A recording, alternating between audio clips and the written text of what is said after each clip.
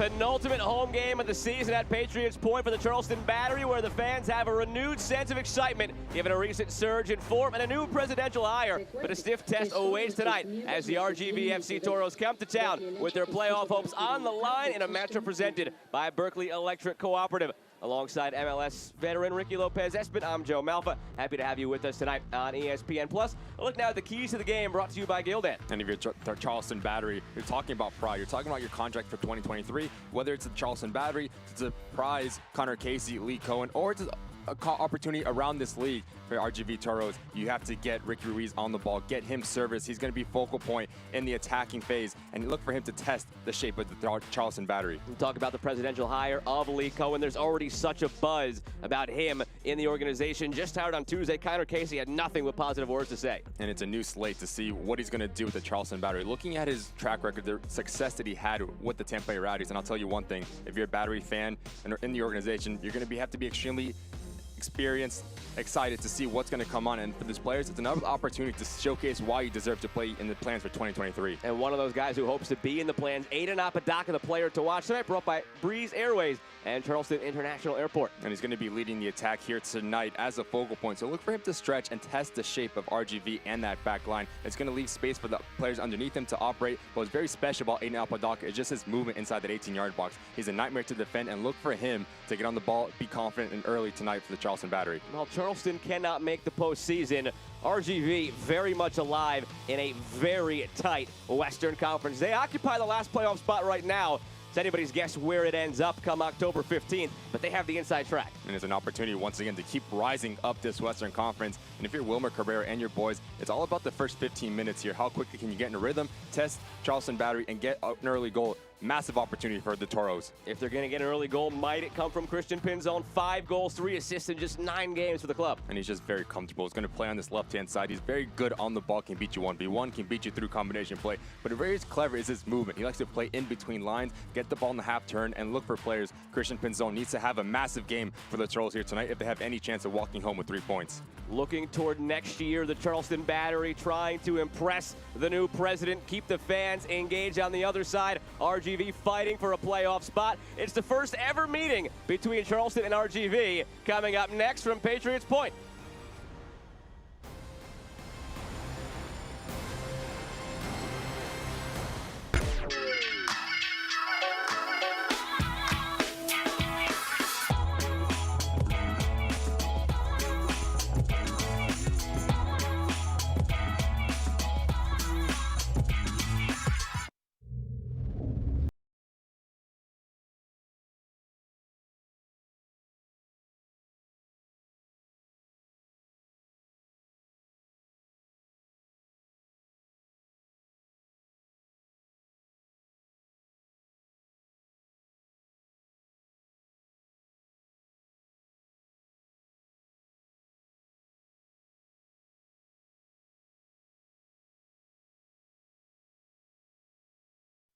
This is your vacation, your beach, your fields of green, skies of blue, mountains of majesty.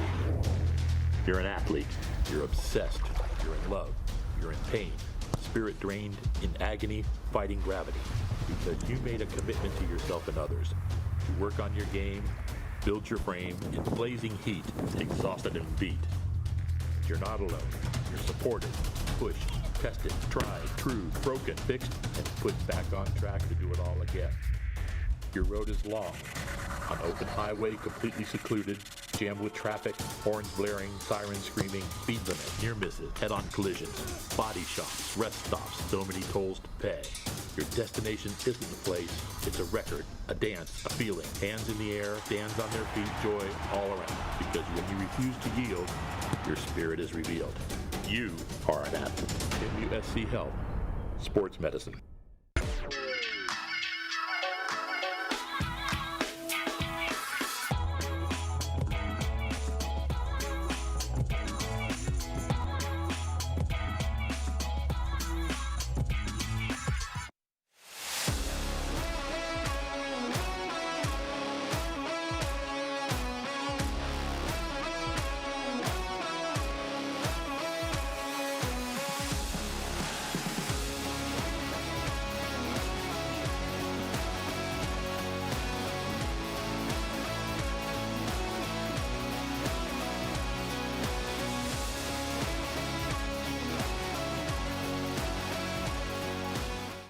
Tonight's match is brought to you by Berkeley Electric Cooperative. Berkeley Electric Cooperative is the largest not-for-profit electric cooperative in South Carolina. Berkeley Electric is owned by the members they serve, which means you have a voice on how your co-op is run. So the next time you turn on your lights, remember that it's you, Berkeley Electric Co-op members, that have the power.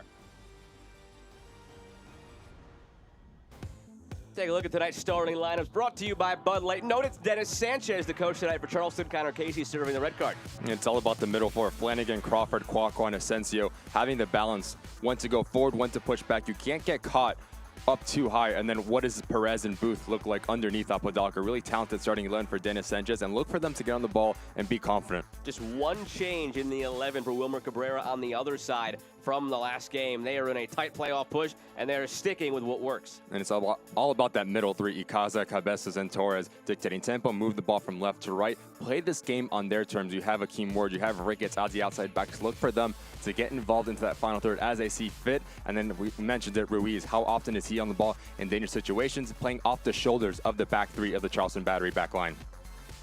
This RGV side, no stranger to a late season push. Wilmer Cabrera leading the way. This team, don't forget, last year was out of the playoff picture for so long. All that mattered was they found a way above that line on the last day of the season. Then they went on the road and upset Phoenix in the first round. On the other side, Charleston, we touched on it in the open, Ricky, playing for pride, playing for next year. You have a new president just hired this Tuesday to impress in Lee Cohen, who has a stellar track record in and around this league. Your audition starts now for next season, and they've been pretty good of late. They're coming off of a difficult 5-0 loss against Memphis that saw a number of red cards. Connor Casey in our chat this week joked it might have been some kind of record, not the record you want, but he was proud of the way they fought through the end of that game despite the result, and it shows character for an organization who, again, is looking for players for next year. Referee tonight is Alejo Kalum. Just waiting for RGV to break its huddle and take its spot. Coming off of a victory in the last one over Colorado Springs, occupying the last playoff spot for now.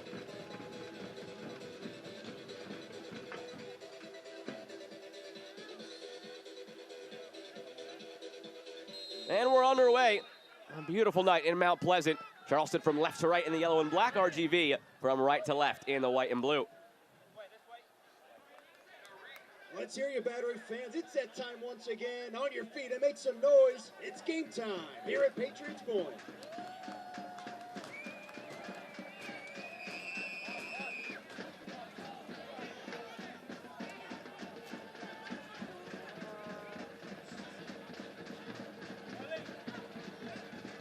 Played into Apodaca, the man to watch tonight up top for Charleston. Back inside.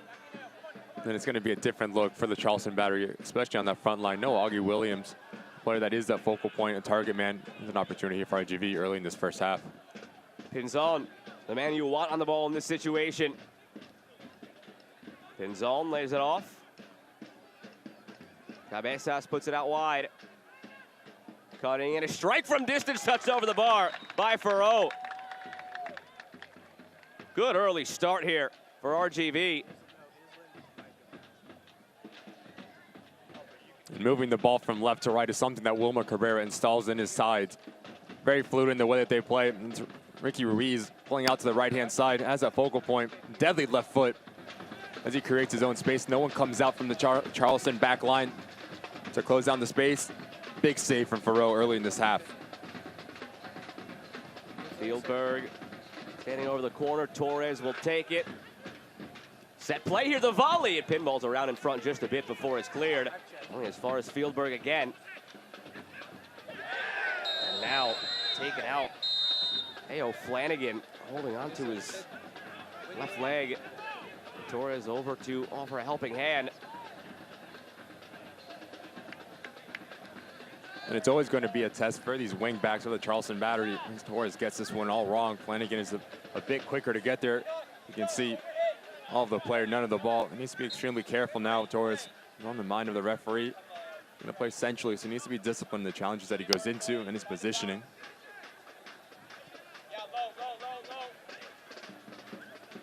Sheldon for Kilwine in this back three for Charleston tonight. Asensio. Booth calling for it centrally. A player they were very excited about early in the season, Charleston. But like so many throughout the year, missed some time due to injury, Andrew Booth. Only 20 appearances this season, 16 of those starts.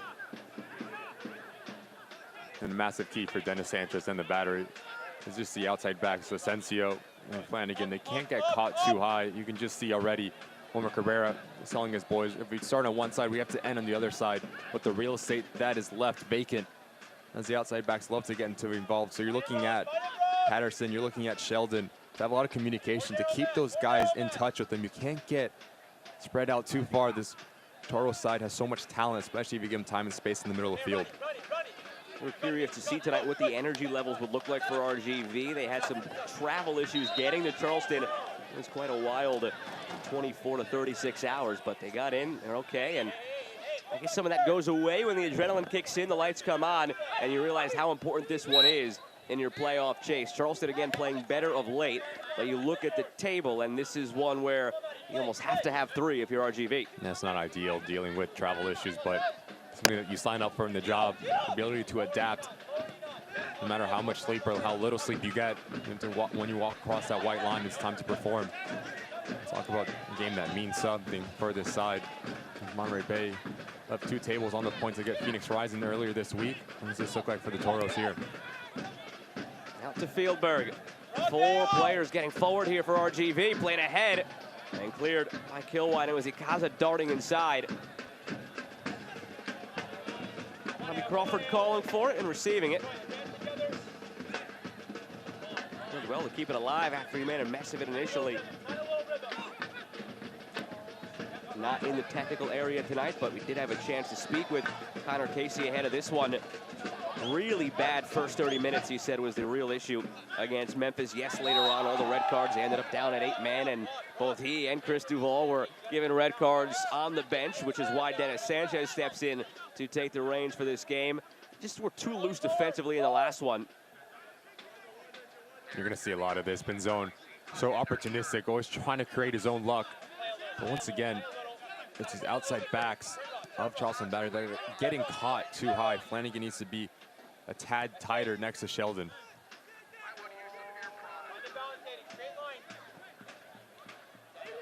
First half hour against Memphis really set the tone.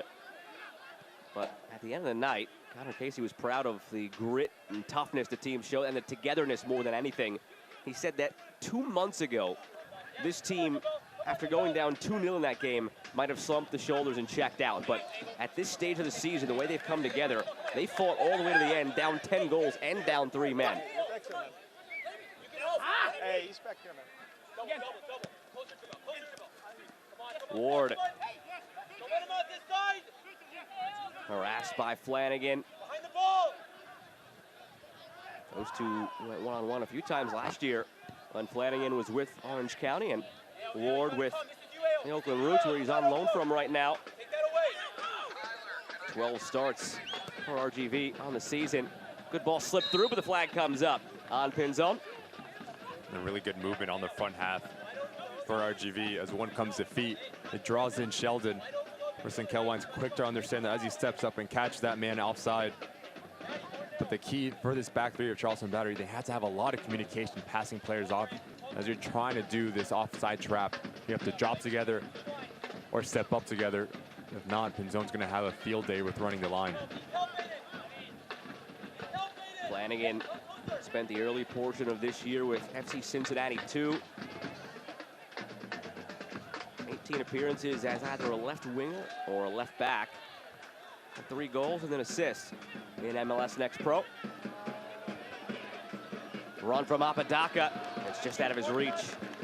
Derek scoops it. First time we've had to call his name in 7 minutes. The quieter, the better for Derek. And this RGV team can really lock it down and pack it in defensively. Connor Casey noted that in this one, you have to be 100% on the opportunities you have. The way that RGV gets back in transition, they don't give you any transitional opportunities, and then they get compacted. It's hard to play through them. You might have 2 or 3 opportunities. You better finish them when they come. When you just look at their their stats, only letting in 35 goals already on this season. Omar Cabrera is very good at making his team extremely disciplined on the defensive side of the ball. Very good in rotation, covering for each other. Very hard to break down. And like Hunter Casey said, they sit to a mid to low block, causing passing lanes, very compact. So has a big emphasis on those front three of Charleston Battery, whether it's Apodaca, Perez, or Booth, pulling players out of position to create overloads and combinations. It's going to be massive for the success for the Battery. So now on the second day of fall, it gets darker a bit earlier, and we get these beautiful sunsets for the 7 p.m. kickoffs.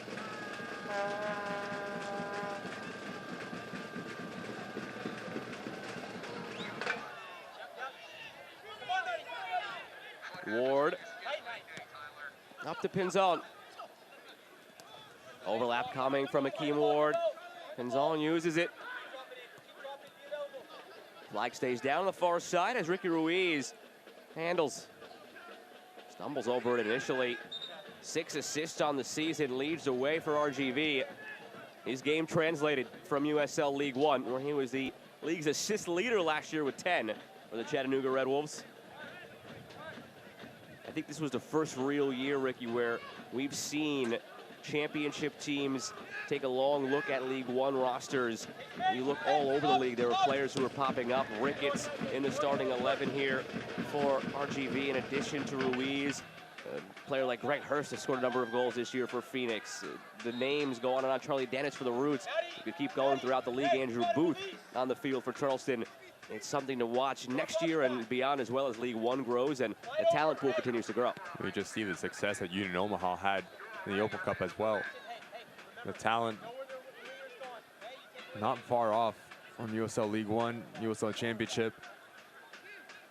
And it's good to see just the growth of this game. Players that are getting opportunities in so-called third division, working their way up, showcasing themselves why they deserve opportunity here.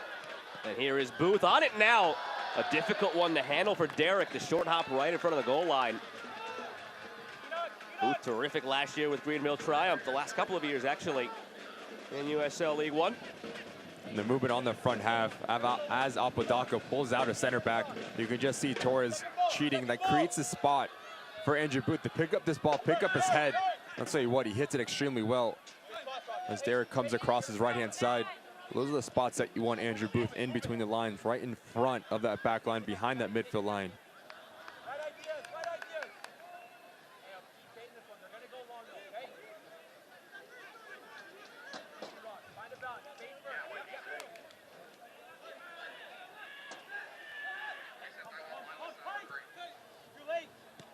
Good step by Sheldon, kept in by Flanagan.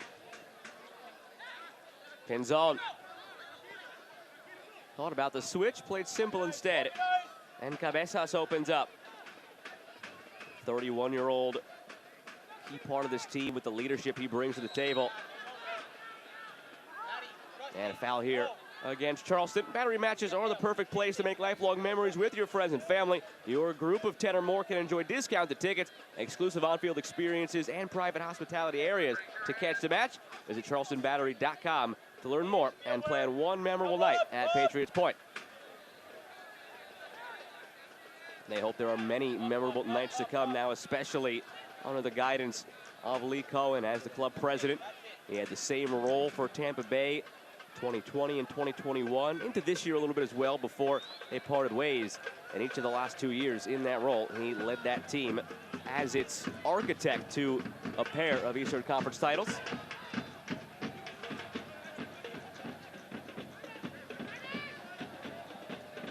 At the end line, blast off of Ward, and out for a goal kick.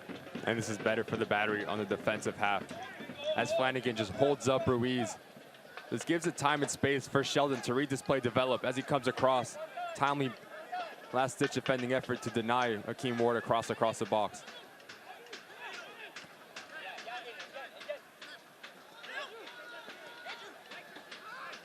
Here's Flanagan.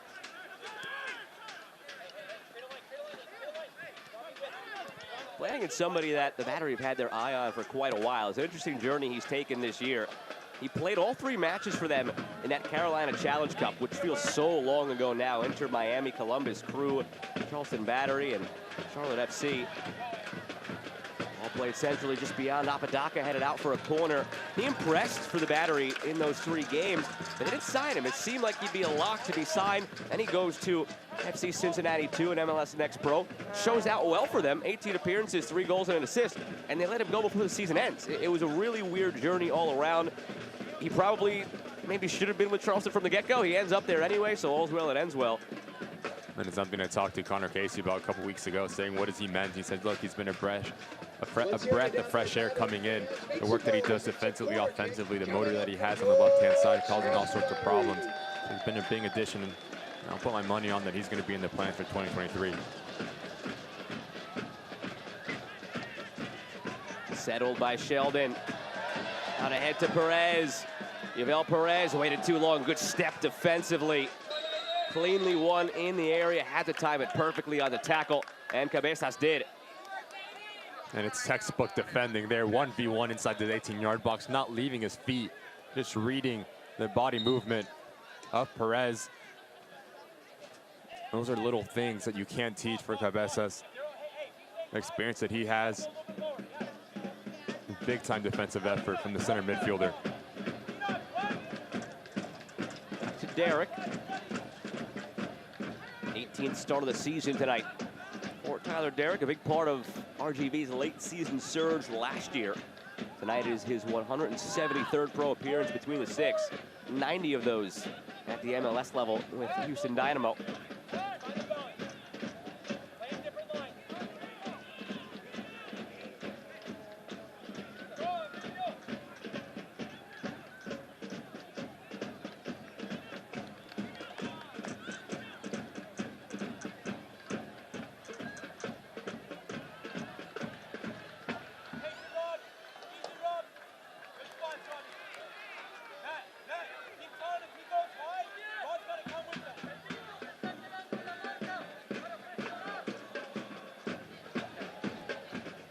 Almost a quarter of an hour gone at Patriots Point.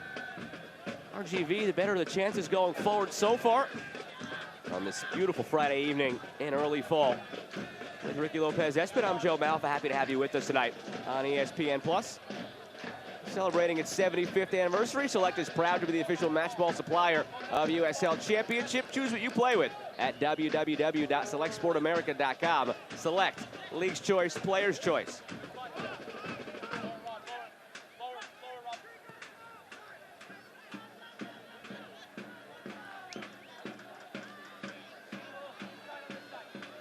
These are the moments that you miss Augie Williams. You can just see the lack of the physical presence on that front line, occupying the center backs. A Apodaca player that very good in his movement. Flanagan, Derek picks it out. He's very good in his movement, but he tends to shift out, whether it's to the right side or the left side in moments like that. But you need to stay centrally to play a ball into you, to bring players in. And it's very difficult to break down a defense like RGV if you don't have a focal point to play off of. Crawford lining it up from distance, putting it into the supporters group. Yvel Perez, not a stranger to scoring on a goal like that this year. And with that, we will take a look at tonight's injury report, brought to you by MUSC Health Sports Medicine. You got a couple who are out injured on the Charleston side.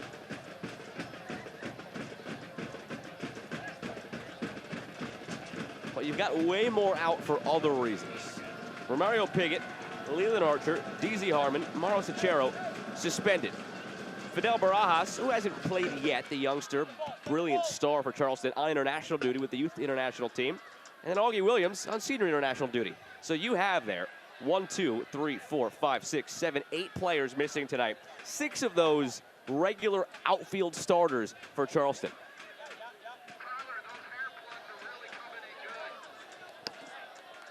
And all for different reasons. Obviously, it's not a bad problem to have when you have players that are showcasing for the international stage, the respective national team, but also the suspension. It's something that if you're Connor Casey, Dennis Sanchez, you're not going to be happy with.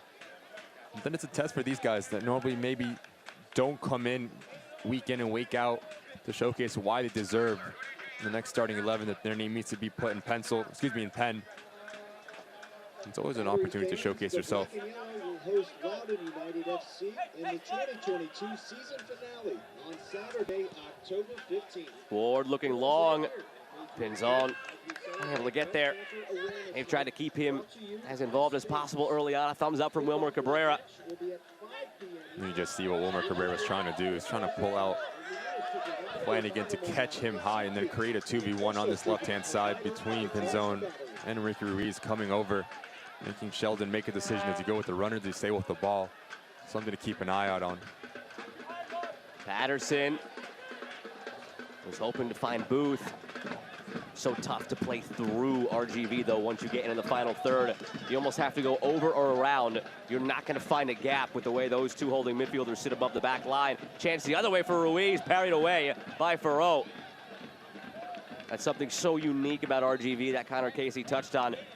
There are just no lanes to play the ball. It looks like they're playing with 15 guys out there.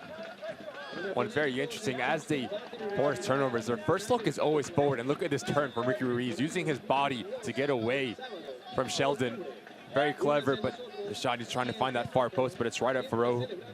He does another big-time save. You just see this relationship on this left-hand side. Once again, Pinzon and Ricky Ruiz always on the same page, playing off of each other.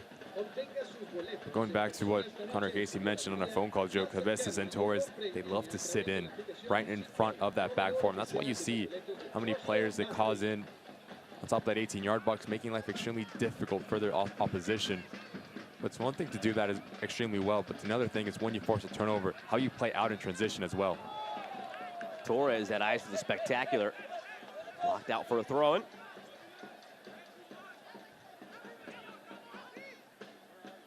Pinzon almost finds a way through. The newest and nicest airline to take the skies is proud to call Charleston home and support the Battery. Check out Breeze Airways today for an accessible and genuinely nice experience for everyone, with flights to over 20 destinations across the U.S. nonstop from Charleston International Airport, while offering low fares and flexible booking on the point-to-point network. That's Breeze Airways. That's seriously nice. And that was not nice, a foul.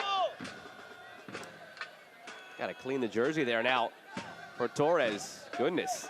Shout out to the kit managers and their work cut out for them tonight. Some tie to go. It's only going to get worse as the night goes along. You've got the brilliant white jerseys on a clearly muddy pitch.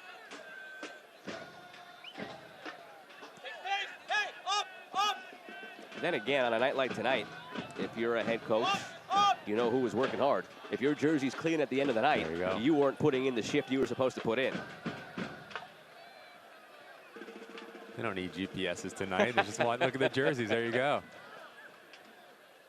That's got to be a love-hate relationship as a player with those GPSs. On the one hand, it's there to help you get better, but then again, you can't really hide. If you aren't feeling it, you're going to be picked out on that night. If you're dogging it a little bit, a little lazy. Pinzon out wide for Ruiz. Ruiz helps earn a corner. That's when you get in the locker room right before you just start shaking it, trying to get. I'm kidding. No, I've tried. It doesn't work.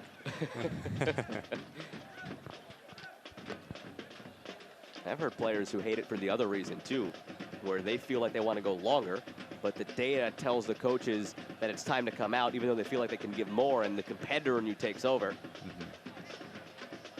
But they're not going anywhere. And it helps the players so much, obviously, in terms of keeping them healthy and helping them improve. Fieldberg from the corner. Good delivery toward the near post. Chested down for a volley. That's blocked. Shouts for a handball. Charleston trying to get out in transition to one area where they felt they can do damage tonight, but not difficult, rather not easy to do so against RGV. If they had the opportunities, they had to make them count. Akeem Ward, he thought it was a clean challenge. It'll be a yellow card. Either way, it's worth it because they were stretched out at the back. And these are going to be extremely important moments for both sides. As this ball comes across to the top of the 18-yard box, there's a shout for a handball. We'll take a look at it here as it comes in slow-mo. Pinzon comes. Yeah, there's not much in there for me. But then it's about the secondary action. You can just see how many players are arguing to the referee as Akeem Ward comes across. It's a last-ditch defending effort. And I'll tell you what, I think it looks clean. He gets the ball. I think that scissor motion maybe throws off our referee. But nonetheless, like you mentioned, Joe, he has to put that challenge in, whether it's Perez going by him or the ball, but both cannot go by. Yellow card brought to you by Spink's Convenience Stores, located across South Carolina. Left foot was good, right foot I think that's what probably got him in drew the trouble. yellow. But then again, you have to look at the contact. He gets contact with the ball. Perez comes over him. In my book, it's a clean challenge from Akeem Ward. Apodaca takes it off the chin. And takes the knee off the chin as well here, it looked like.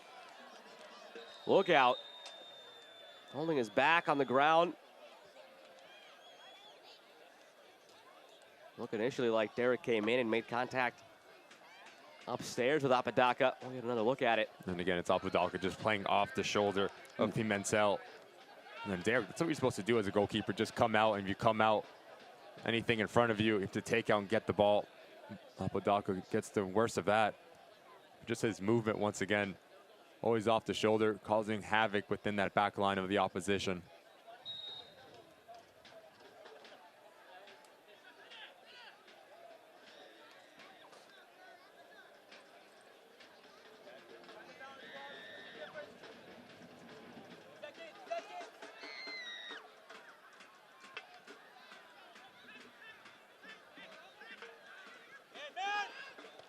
Flanagan didn't feel the pressure from Ward, who continues his run. Ward outside the area. Ward lines it up. Your eyes get really wide as an outside back when you're in that area with a chance. It's a square ball from Crawford. And Worm sniffs it out, continues his run. He's so direct in his movement, and then you can just see he has it. Body position all wrong as he's leaning to his left-hand side, but he's been a bright spot on this left-hand side for Wilmer Cabrera. Him, relationship, Pinzon and Ruiz, all on the same page, all very technical and talented players. Farrell gets it all wrong on the goal kick. Turned it right over to RGV. Torres. Ward. And they recycle back through Akwe. Akwe's been used on the outside, on the inside, in a three-back, very versatile defender. A lot of experience now over the last couple of years. Richmond Kickers in USL League One for a couple of seasons. And then Loudoun last year.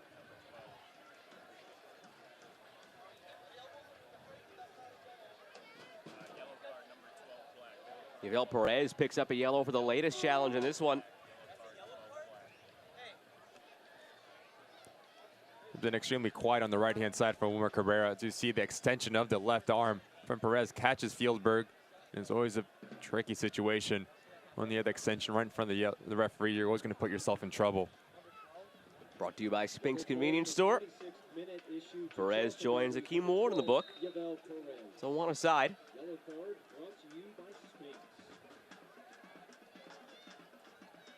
Up the right side, it's Ricketts. Unfortunate for RGV. It ricocheted right back off of him and out for a goal kick.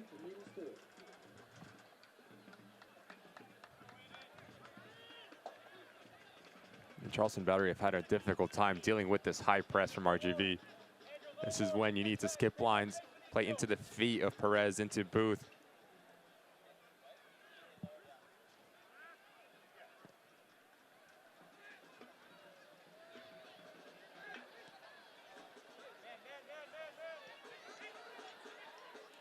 Brought down by Booth.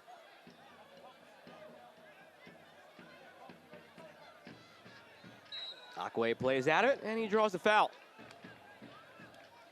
So it's Dennis Sanchez in the technical area tonight for Charleston. It's a year of development and has been for the players, but the coaching staff as well.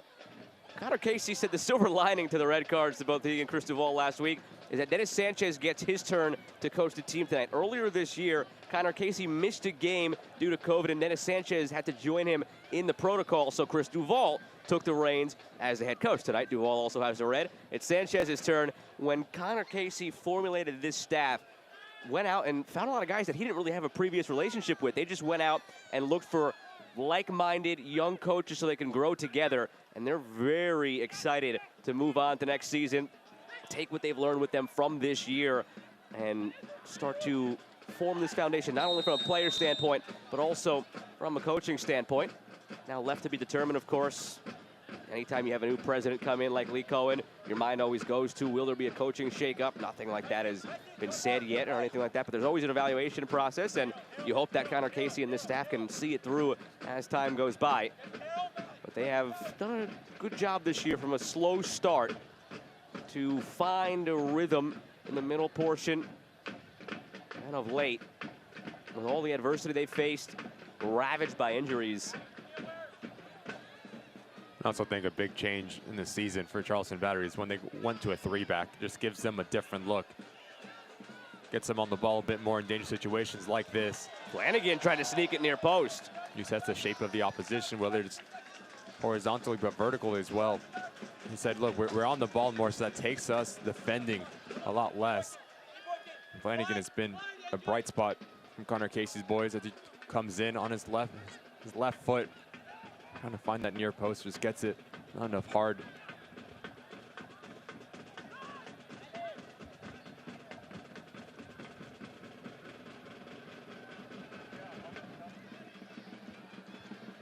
Yvel Perez finds Booth at the end line. Has to save it, though, before he can look goalward. Asensio, on loan from Austin in MLS for the remainder of the season. There's also been a bright spot. Crawford back to Asensio. Asensio for Flanagan. And cleared by Ward.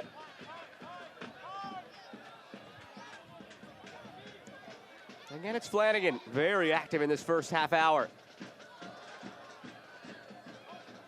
You think back to some of the injuries the Battery have dealt with this year that have not helped the cause throughout. Really, Colorado Springs is the only other team that comes to mind that has been ravaged by injuries to the degree that Charleston has. Brought in some new players as the season went along, like you mentioned, changing the system. They dealt with it all as best they could. And never faltered. Kept fighting to the end. And continue to do so. That result not that long ago against Tampa Bay Rowdies turned a lot of heads in the league. Played them off the field, quite frankly, in that game.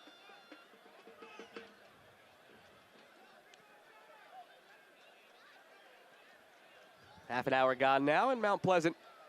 With Ricky Lopez-Espin, I'm Joe Malfa. Happy to have you with us tonight.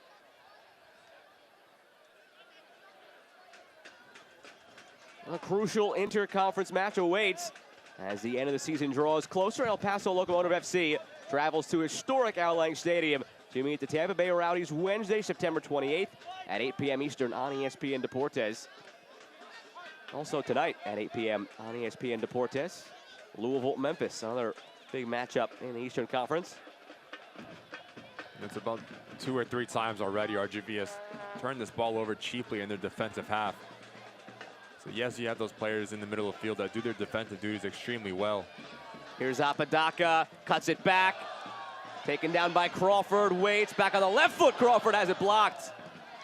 Good patience from Crawford, saw the shot wasn't there with the right foot. Flanagan now for Apodaca, chips it through to himself. Apodaca, Edline puts it in front, it's saved. Almost caught Derek by surprise. There's a reason we highlighted him top of the broadcast. Apodaca putting on a show there. And it just results in the inability to play out of the back. As I was mentioning, those 2 players in the middle of the field, whether it's Cabezas, whether it's Torres, yes, they drop down and do defensive duties extremely well. But then it needs to be a secondary movement on that front line to drop down to give another angle to play out. It's about 2 or 3 times the RGV has turned the ball over very cheaply. And are very fortunate not to see the ball hit the back of the net. I'll tell you what, big time save from Derek once again. second on the team with 5 goals this season, and was very close to a 6th. 55th pick in the 2018 draft by Philadelphia Union. Led all divisions of NCAA soccer with 29 goals in 2017. As a Division II Player of the Year, Aiden Apodaca.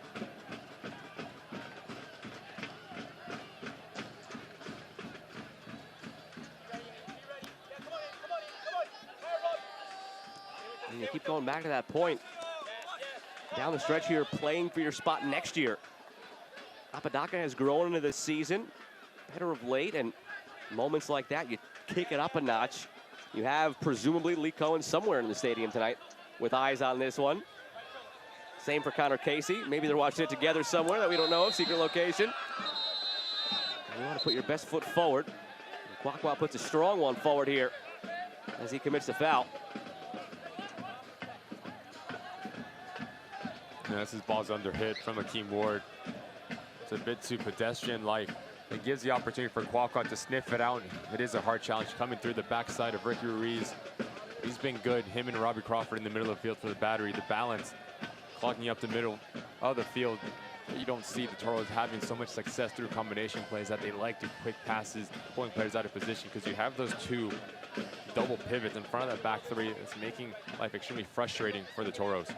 The sun's setting on the season, but one more chance to get some Battery tickets back at Patriots Point for the last match of the season, Saturday, October 15th against Loudoun United for Breast Cancer Awareness Night.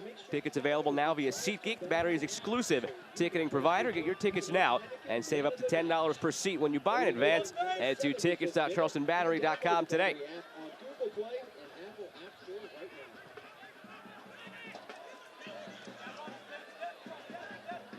Here's Flanagan. At the end line, puts it in front, slapped down by Derek. Touch back to Crawford. It's deflected a couple of times. Ends up in Derek's hands. Crawford in disbelief. Covered his face in his hands. Better having a lot of success on this right-hand side, isolating Akeem Ward, going 1v1 with him and Flanagan.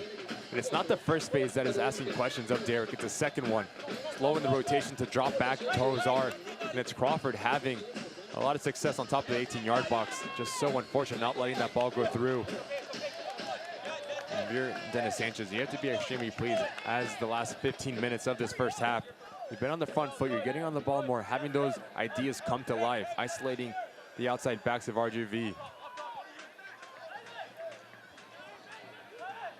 The whole attack again was started by Flanagan, and while you might have cheated your coaches with your GPS tracker, I think A.O. Flanagan's GPS tracker is off the charts tonight. He seems like he's everywhere. Well, for the record, I tried to. It didn't work. Still have to do sprints after. The fact that you tried. Come on, you got to be clever. No, not in this instance. It was a joke. It was a joke, Joe. I don't know. There's a modicum of truth in all jokes. I don't think your jersey ever looked like Jose Torres does right now. Oh, every day, every game.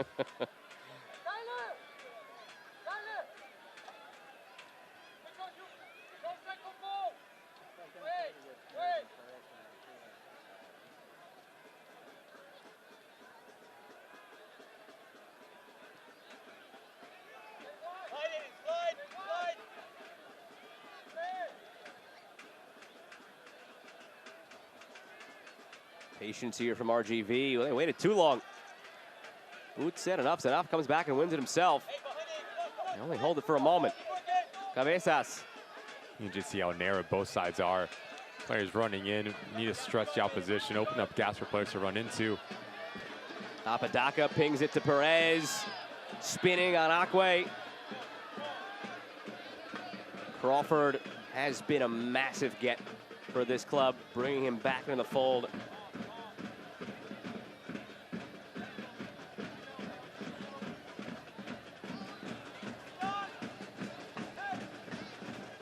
This team is now clicking in the final phase of this game for both sides. It's been very cagey, especially in the middle of the field. No one really getting in a rhythm. The game is calling for someone to produce a bit of magic. Well, there's an individual piece of brilliance, a combination play around the corner. Both back lines very widely untested. Also seems like the only thing that's been in rhythm all game was the drum line you just saw. This one has had stops and starts and back and forth. Neither team really able to settle into any sort of rhythm at any point.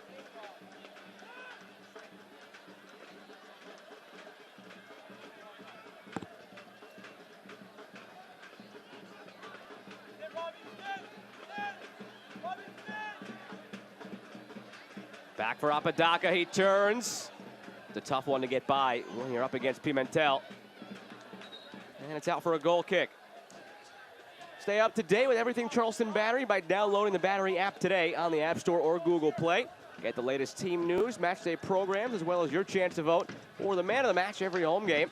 It's all exclusively on the Battery app. Download to your phone or tablet today. Coffee Cafe is the official coffee provider of the Charleston Battery. Stop by their location in Mount Pleasant today for your next caffeine fix with an inspired collection of coffee and beverages. Romo Cabrera, one player that you want to get on the ball that has been extremely quiet. 38 minutes in as Ikaza. There's a number 10 underneath Ruiz. He is a special player. He makes his team tick. Barely on the ball. Rolled ahead here to Ruiz. And it's out for a corner.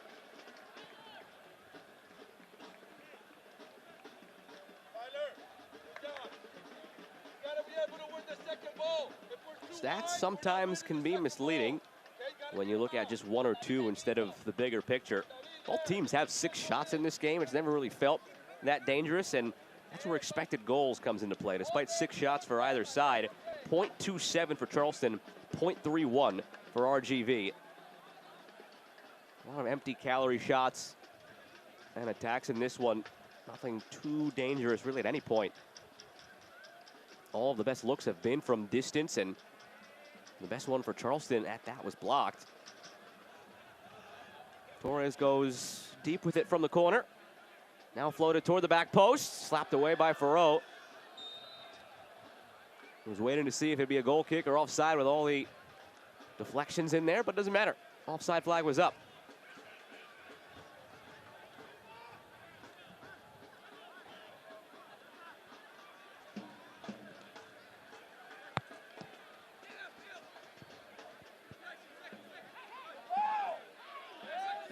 Pinzone turns his eye toward Alejo Kalum. Thought he was fouled there by A.O. Flanagan.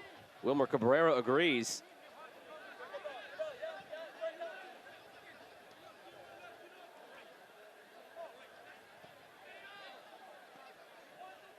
Don't miss a minute of the action in 2022, whether your club is on the road or at home. Catch nearly every second of USL Championship on ESPN+, home to the USL, MLS, La Liga, Bundesliga, UFC, and more. Sign up today at plus.espn.com.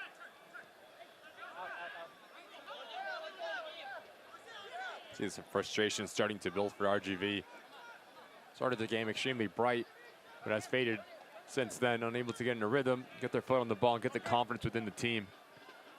A big coincidence is that man right there. Ikaza has not been on the ball.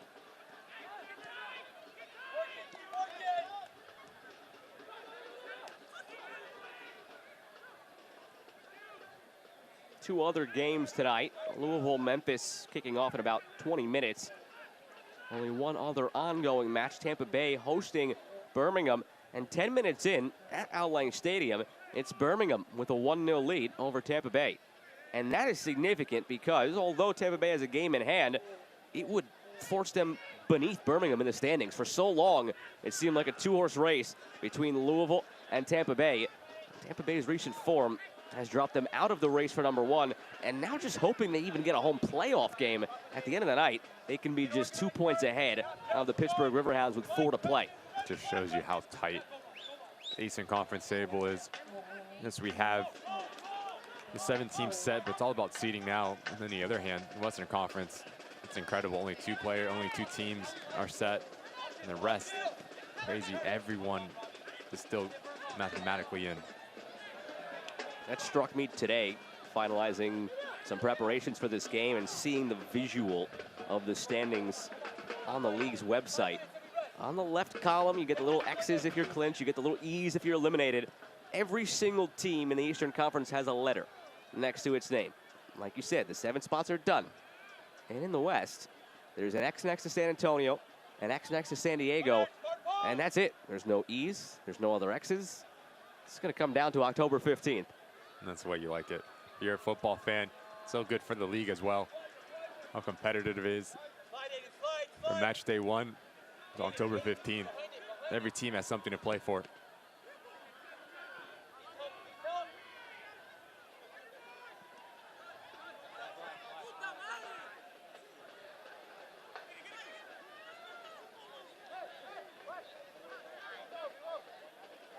Into the dying embers here of half number 1. We were wondering how this game would look. You and I coming into the game. We always try to figure out how we think the game is going to go, taking into account RGV's travel difficulties and how that wears on the human body going into a game, and taking into account the 6 regular starters that Charleston is missing in terms of suspended players, international duty, or injured players. It's not a typical night that you'd see between these two teams. Yes, the familiar faces are out there for RGV, but again, it's those familiar faces after the travel issue. So it was a tough one to kind of parse through, and it's been a rather tired first half at times, with neither side really settling in. That could change at a moment's notice, but not that moment. Cleared away.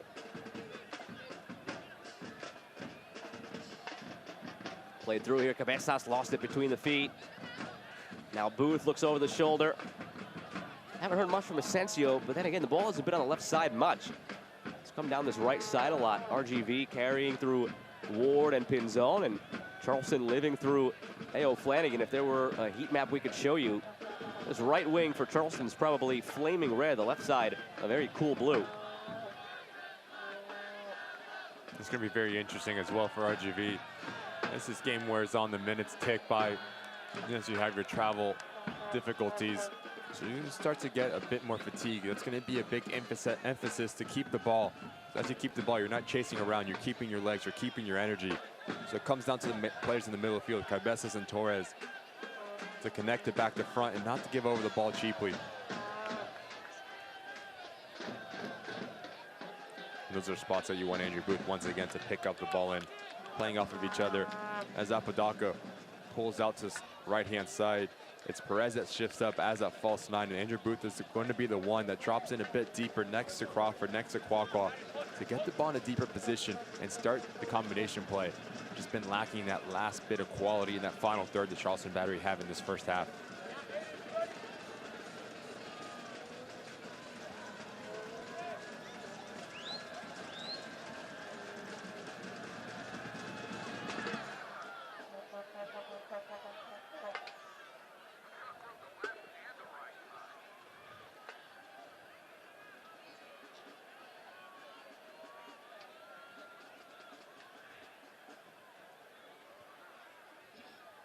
Fieldberg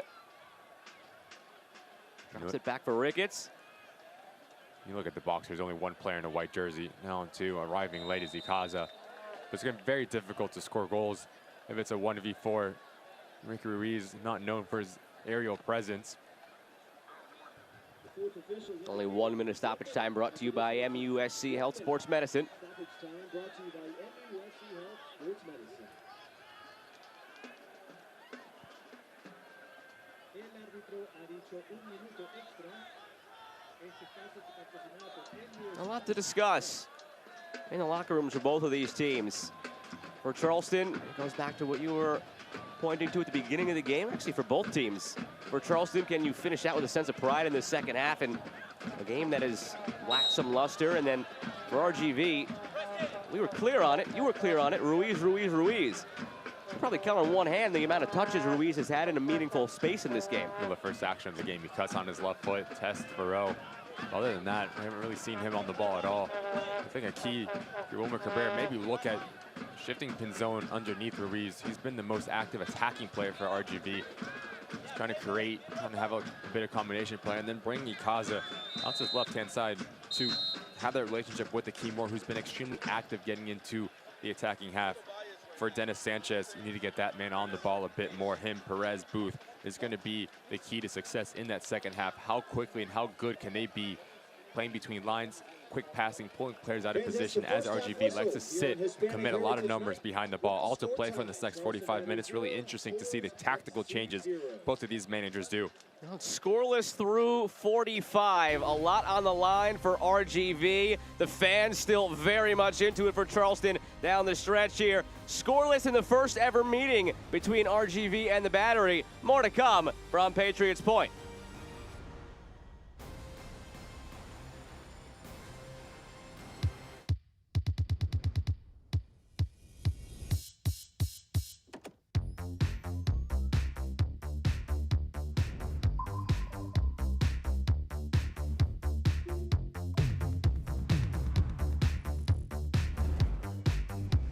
Hey Google, turn up the heat.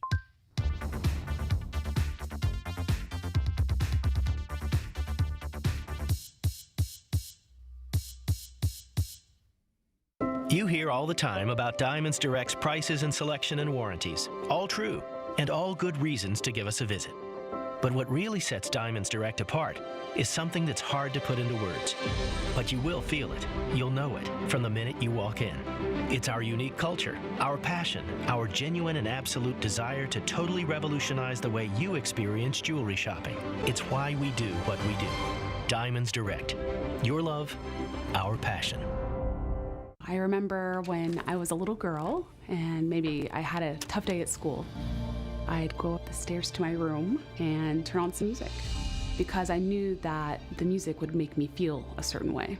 And with the help of my life scholarship, I was able to major in music performance and bring that healing quality to others. And I get to help them find whatever it is that they're looking for. I get to be a part of that. This is your vacation, your beach, your fields of green, skies of blue, mountains of majesty. You're an athlete, you're obsessed, you're in love, you're in pain, spirit drained, in agony, fighting gravity, because you made a commitment to yourself and others to work on your game, build your frame in blazing heat, exhausted and beat. You're not alone, you're supported, pushed, tested, tried, true, broken, fixed, and put back on track to do it all again. Your road is long, an open highway completely secluded, jammed with traffic, horns blaring, sirens screaming, speed limit, near misses, head-on collisions, body shops, rest stops, so many tolls to pay. Your destination isn't the place, it's a record, a dance, a feeling. Hands in the air, stands on their feet, joy all around. Because when you refuse to yield, your spirit is revealed. You are an athlete. MUSC Health. Doesn't matter what the record says for the Charleston Battery, where they are in the standings. These supporters are fervent throughout the season. They have the rest of this game plus one more, and they will be out in full support the entire time. They're hoping for some goals on the home side in the second half. We're scoreless through the first 45, and this is the remaining schedule here for the Battery. Again, there's nothing at stake in terms of the postseason, in terms of the table. That's all said and done and has been for a couple of months for Charleston, but 3 more chances to audition for new President Lee Cohen and the future of this club right there in front of you. Yeah, you're going to Hartford, you're going to Indy 11, and you have Loudoun United. Those are very winnable games for all 3 of those for the Charleston Battery. And one thing as a player in a professional environment, you always want an opportunity. And one opportunity this is to showcase yourself, to put yourself in the plans for 2023. You have Lee Cohen in. We know what he's done with the Tampa Bay Rowdies, and it's an opportunity to impress him and say, look, I need to be on this team once January, February, and preseason comes around next year. And from a neutral's perspective, I think you can all root for Charleston to return to glory because these fans are terrific. They're out here to support tonight, and we have more to come in a few moments in Mount Pleasant.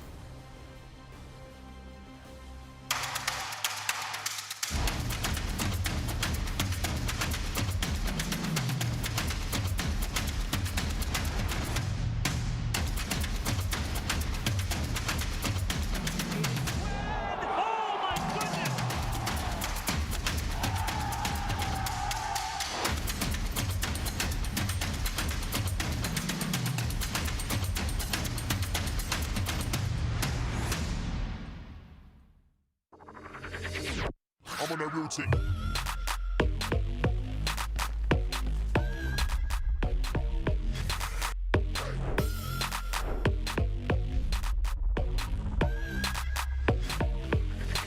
on that real thing.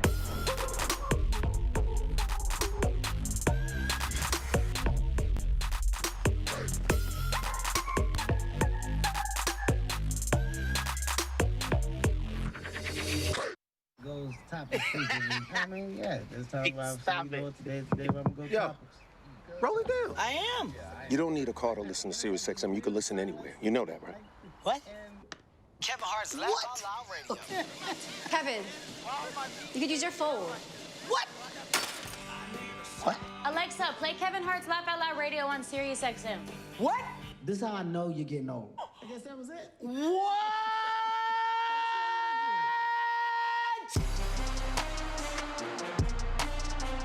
Welcome to Tampa Bay. Here he comes. Cross score. Fernandez. And the Rowdies are on the board. And it's into the back of the net. El Paso waited for their moment.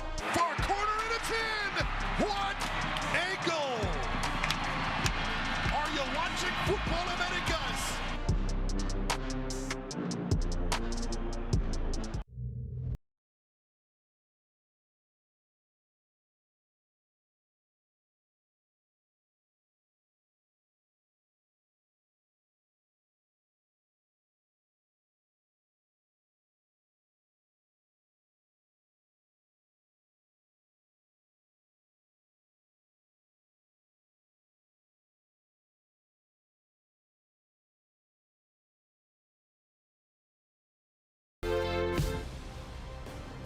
Back here at Patriots, points scoreless between Charleston and RGV, and with that, it's time to take a look around USL Championship. We are close to playoff time. Playoffs presented by Hisense. The teams in the East are locked in. We'll show you that coming up in a moment here.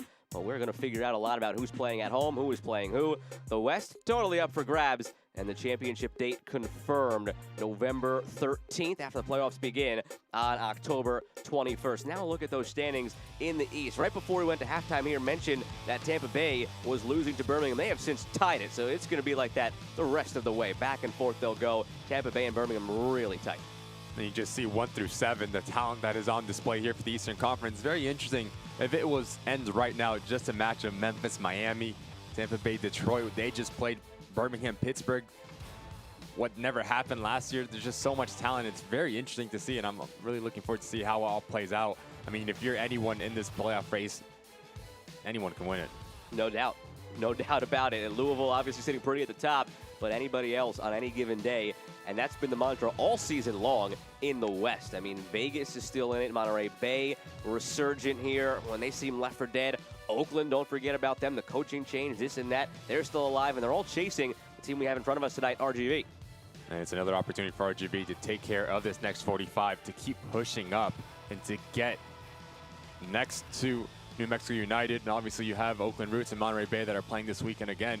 But just take care of your business if you're Wilmer Cabrera. The next 45 minutes needs to be top class. You need to open up the goal-scoring opportunities and start walking away with 3 points here. The only thing that is just about sure in the West is the 4 teams who will have home playoff games. Outside of that, anything goes. This is the upcoming schedule for the weekend. A few of those stand out in terms of the playoff mix, and maybe most notably, bottom left, San Antonio, Sacramento. San Antonio could solidify number 1, and Sacramento could continue to rise to a higher seeding, get that home playoff game locked up. And if you're an RGV fan, you're looking at the top right as well. Monterey Bay going to Miami. That is a very long travel day. Then you have the Oakland Roots traveling to Colorado Springs Switchbacks. So there's something to keep an eye on. Then you have Las Vegas hosting San Diego. So all those games on the right-hand side, if you're an RGV fan, to keep an eye out on.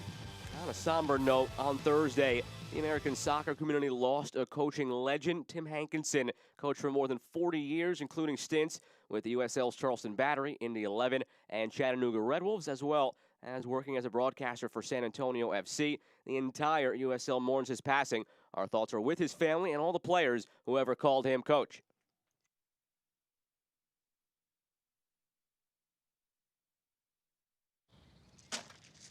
You need more layers, diagonal layers. I got it, Ron. Thanks. Leave him alone, Dad. Oh, honey, you should use ice blocks instead of cubes. No, Bud Light Seltzer goes on top. Diagonal layers. Did you feature the Bud Light lemonades? Need more ice. And diagonal layers. I mean, if you're gonna do it right. I don't need my hands getting cold. Why don't you try using the Plumsky method? Brings out the citrus notes. Dad? Gotta crush the ice, son. Okay, I'm out. What's his problem? Whenever packing the cooler really, really matters, there's a Bud Light there.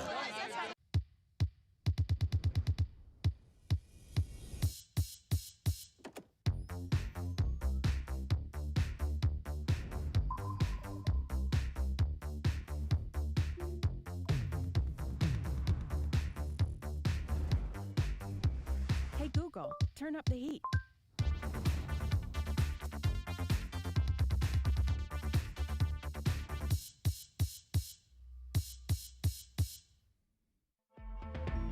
Charleston is a water town. Being on the water is part of the lifestyle here. Whether you're fishing or boating, you've got so many family-friendly activities. There are so many spots to go, from beaches to the marsh. Nature is a big reason why people actually come here. It's absolutely breathtaking. In any season, you can find your paradise, really.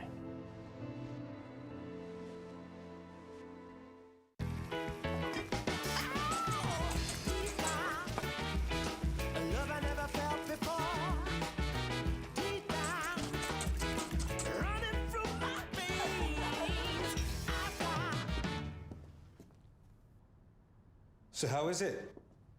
Great.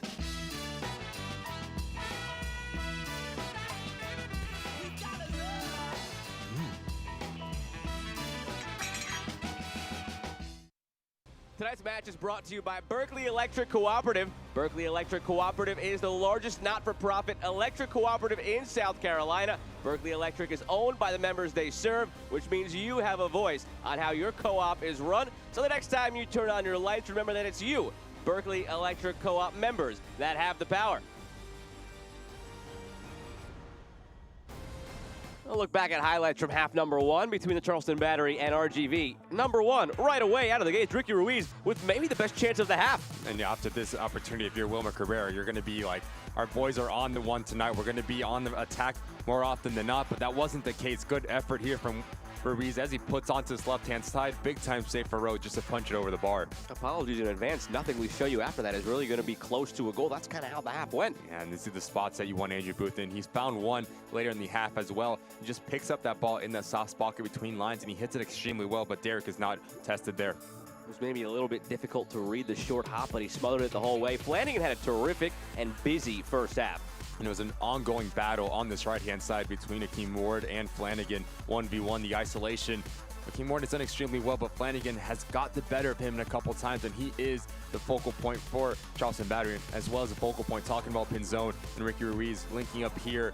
Good turn to use his body to shield away from Matt Sheldon, but the finish is straight at Furrow, and another timely save for the Charleston goalkeeper Battery. None of the saves too difficult for either keeper. A combined .58 expected goals in the first half. Apodaca almost surprised Derek here. From that angle, it's tough to actually tell whether or not that would have been going in or going wide. He kind of put it across the goal mouth, and your halftime stats are brought to you by Heineken. A dozen shots, 5 of those on target combined between the two teams, but nothing really too dangerous after that Ruiz chance right away. And this game is just screaming out for someone to step up and show out, to produce a bit of magic, whether it's an individual brilliant play, taking players on, a little combination play. There's a lot of talent on the field, so who's going to be the one to take the initiative to say, give me the ball, I'll make something happen? You're looking at RGV, you're looking at Ikaza as that number 10, the link-up player, hasn't got on the ball at all. Charleston Battery, you need to get Andrew Booth on the ball a bit more. He is a special player for this side. He's going to make it click once he gets on the ball.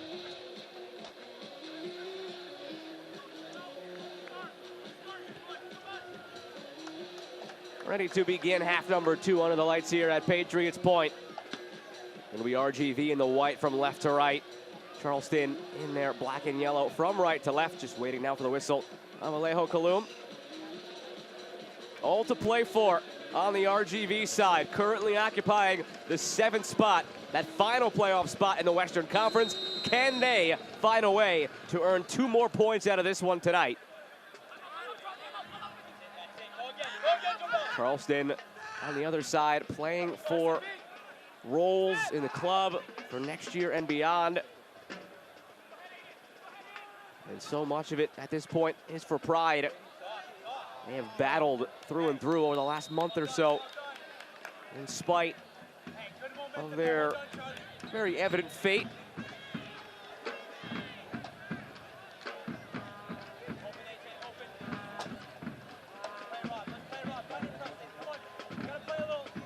I think a key for the RGV in the second half is going to be those transition moments. As you're keeping Fieldberg high, you're keeping Pinzone high. It's going to be a 1v1. You have them playing against AJ Patterson, playing against Matt Sheldon, and you have Ruiz occupying Kristen Kelwine. So if you have that ball and you turn it over in the middle of the field, your Cabeza, Xavier Torres, your first look needs to be forward. Put the ball in that space and tell those guys to go out and get it. Ricketts as Fieldberg lets out a yell back behind the play, and a late call by Kalum. Looked like he wanted to give the advantage a chance to materialize. He thought it ended, and then you have in his ear Ikaza saying it was still there. And he's another play that needs to get going for Wilmer Carrera. Very comfortable on the ball. Good in combination play, as is the 1-2. AJ Patterson just gets caught. You can just see, again, the extension of the left hand catching Fieldberg in his face. I mean, it's lucky not to see yellow card.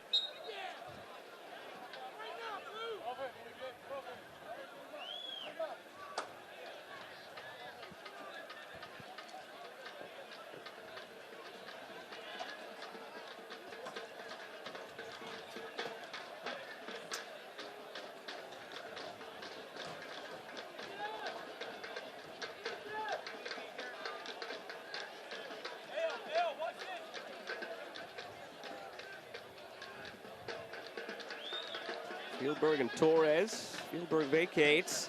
Torres with that wand of a left foot puts it right where it needs to be. Akwe was waiting for it.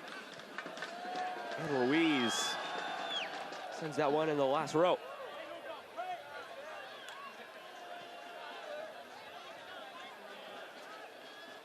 Got 2 balls on the field. Now back to 1. Well, good on Alejo Kalum for not blowing the whistle and restarting that. The other ball was not in the play. Take the goal kick, move on. Now played into the feet here. Off his line. It's Hugo Farreau. And the call is just for a goal kick. Derby moment at the back there for Charleston. Again, it's a really bad turnover for this back line of Charleston Battery. Look at the movement off of Ikaza. Pinzone pinches in the rotation, and Farreau needs to get this one right, and he does. Very nervy moments, like you said, Joe, in the back line for the Charleston Battery. Unable to deal with this press once again.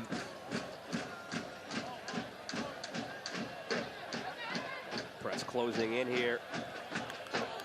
Is it more of a press than we saw in the first half from RGV? A concerted effort, maybe? But as you're trying to force a turnover in your attacking half, it leaves yourself extremely vulnerable like this. So that then comes down to the will of the players willing to get back, run 50, 60 yards to do their defensive duties as well. A free kick on the way for the home side. Perez draws the contact, paid for it. Holding that right ankle as he slowly is helped back to his feet.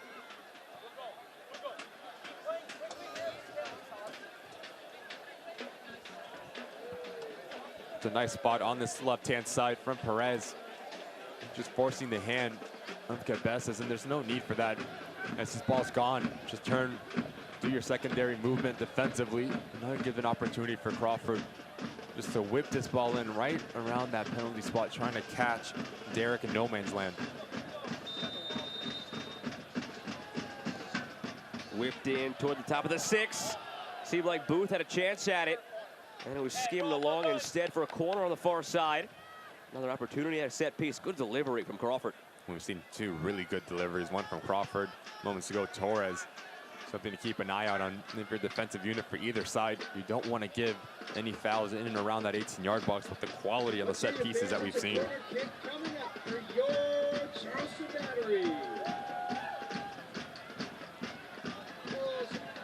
Sheldon clips it ahead.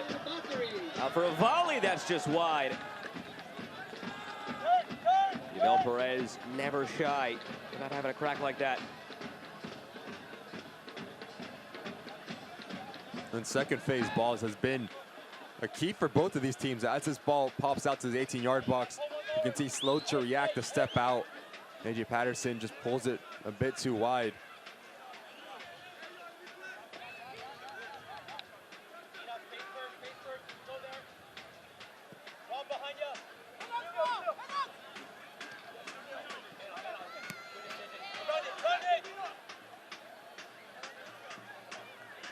Apodaca plays it through for Booth.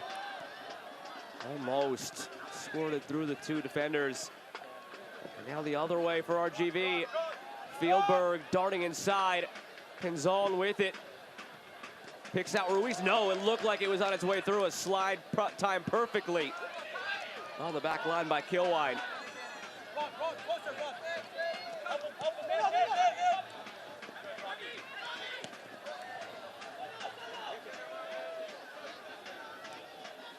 Cabezas. Ruiz, team's leading assist man, picks out Pinzon. Still Pinzon, goes goalward with it, punched away by Ferro.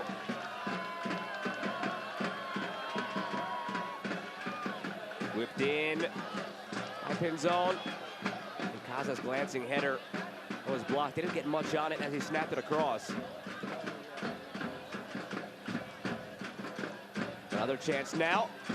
Same result, headed away by Kilwine.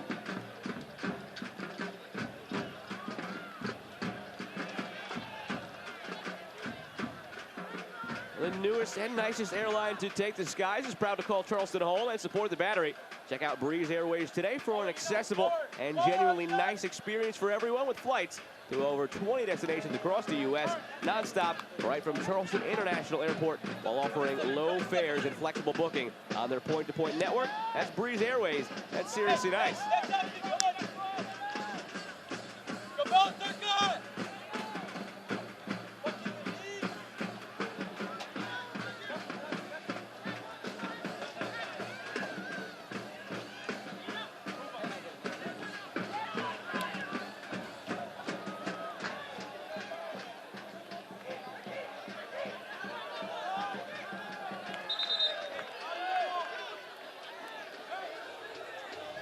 Ruiz was ready to play quickly, but it's going Charleston's direction.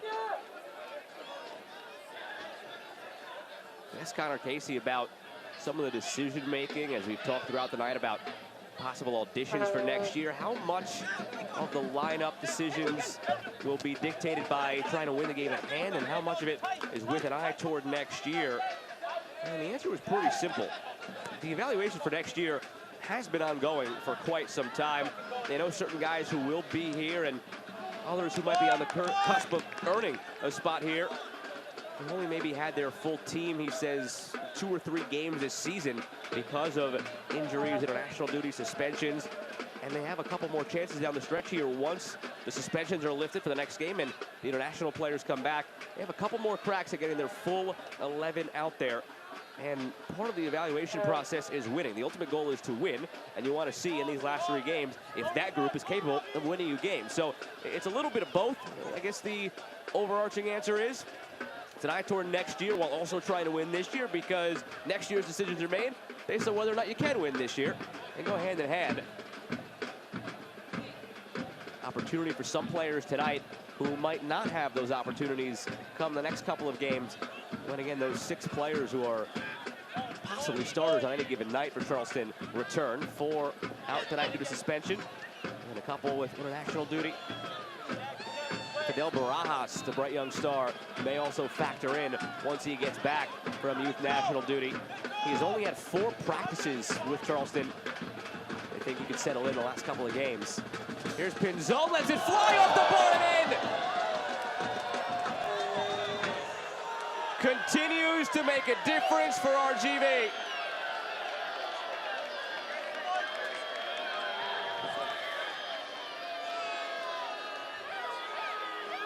Massive, possibly, in their chase for the playoffs.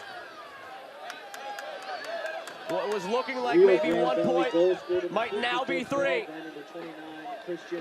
It is his 6th in 10 starts for RGV.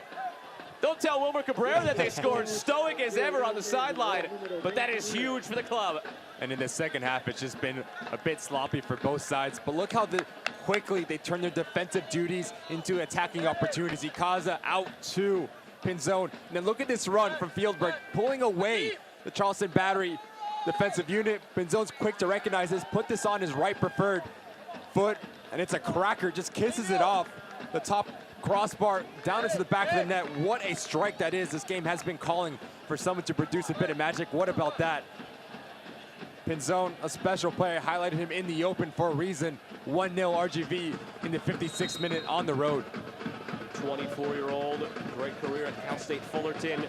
47th overall pick by the Chicago Fire in 2021. Never signed.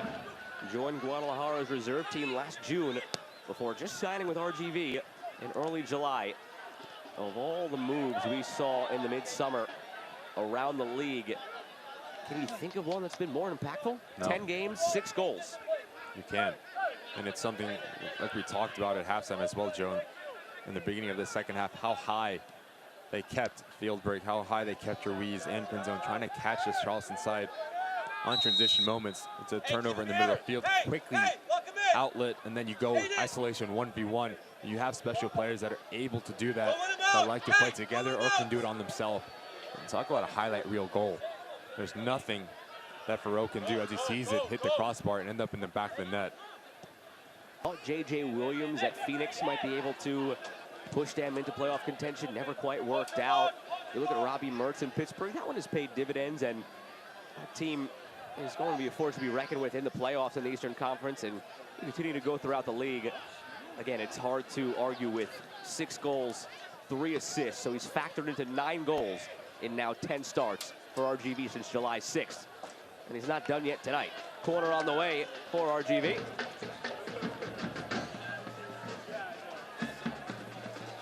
And we're going to see how RGV responds. It's been very uncharacteristic, like with Charleston Battery. It seems like they're just giving the ball over extremely cheaply, trying to play out of the back. Sometimes as a team is pressing high, it's okay to go route one, skip out the press, and tell Aiden Apodaca to go out and run and test the shape to open up gaps. Then you can play through the lines. But RGV trying to force turnovers in their attacking half, and so far in the second half, so good for Wilmer Cabrera's side.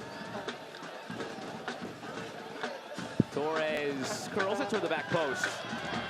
No trouble at all for Hugo Farrell.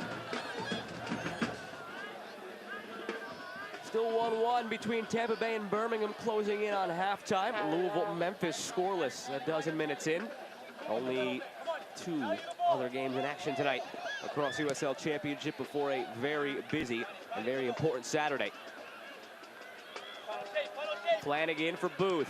Booth takes it first time on the volley.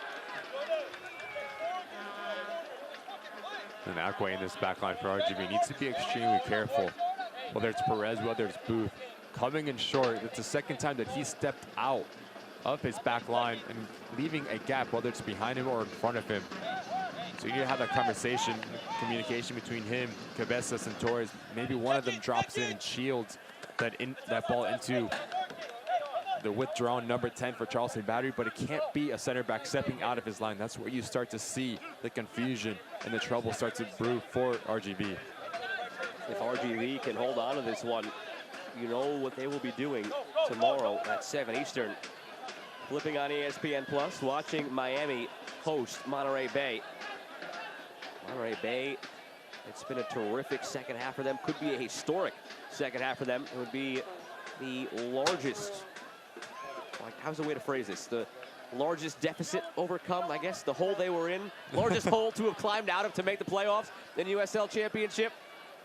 They didn't have very many points. They didn't look like they had a chance, and now they do. That's the best way to sum it up.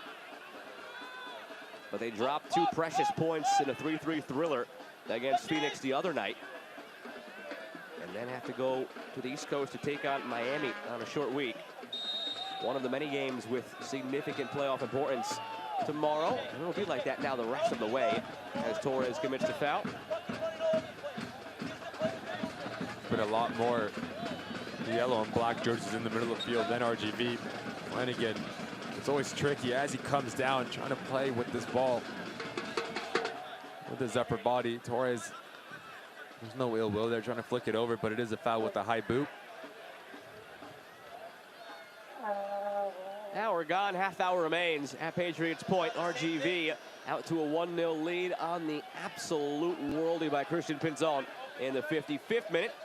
Alongside Ricky Lopez Espin, I'm Joe Malfa. Happy to have had you with us tonight on ESPN Plus. And hoping the last half hour gives you all the thrills you're looking for on this Friday night in USL Championship.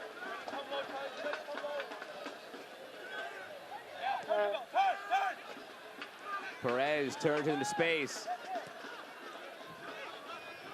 Asensio, very quiet game on that left side.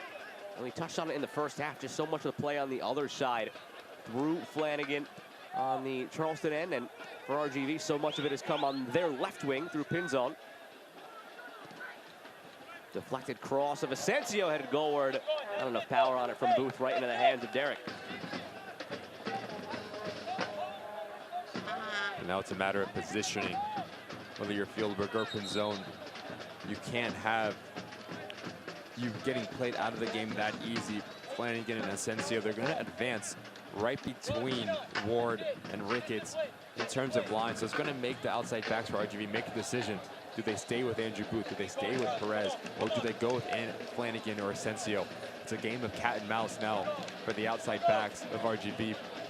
But to help that, you need Fieldberg to drop in Pinzon to have that mid to low block once again that we saw in that first half.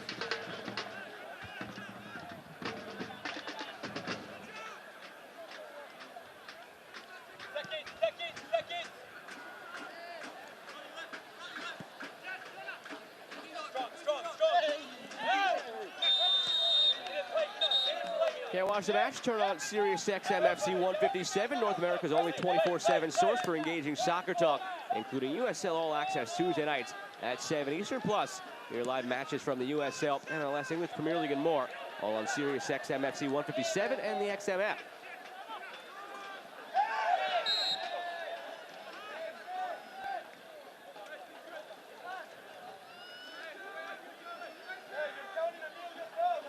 Add Ricketts to the laundry list with Torres for the kit manager. Hey, Battery fans, make sure you download the Charleston. He's had a strong game, Ricketts. Outside back for Romo Cabrera.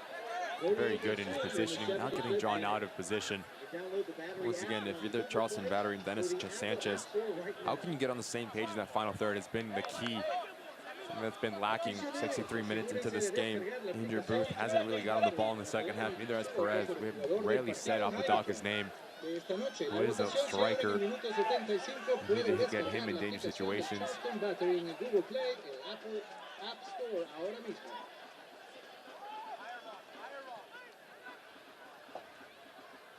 There is Apodaca.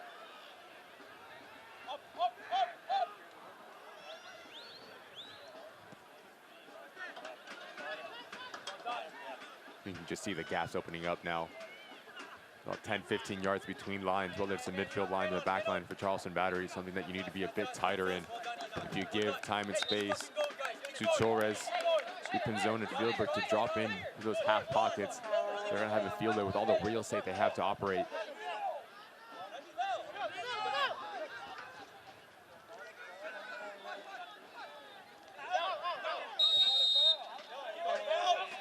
Called just before the ball was over the line.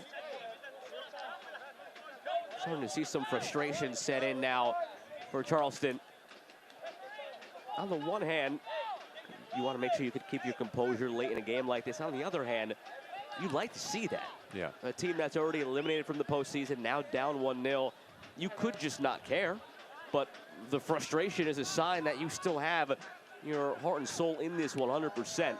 And you are using every second on that clock to put your best foot forward to be a part of this organization for next year. Not just this organization. You know how it works, Ricky. Somebody watches this game, is scouting this game right now.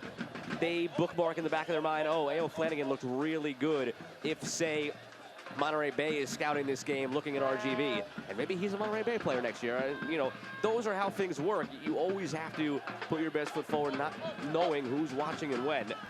Well, it's good to see that fight to the very end here from Charleston, despite the scoreline, despite their standing.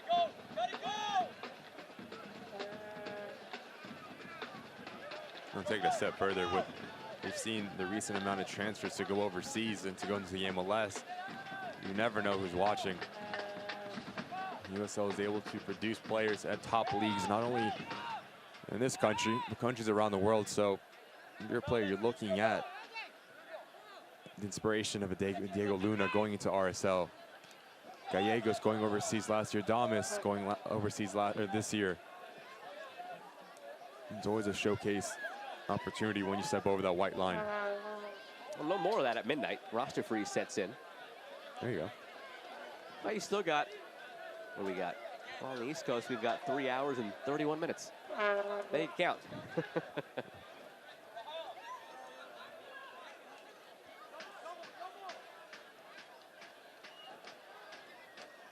Ricketts. On it again. Fieldberg spins outside.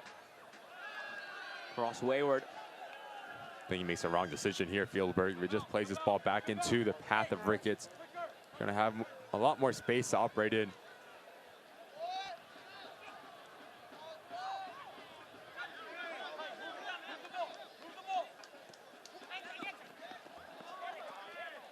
Battery have a brand new look on and off the field this year thanks to Hummel, club's newest team apparel provider. Check out the full line of Battery gear, including the custom 2022 home, away, and alternate kits by visiting shop.charlestonbattery.com.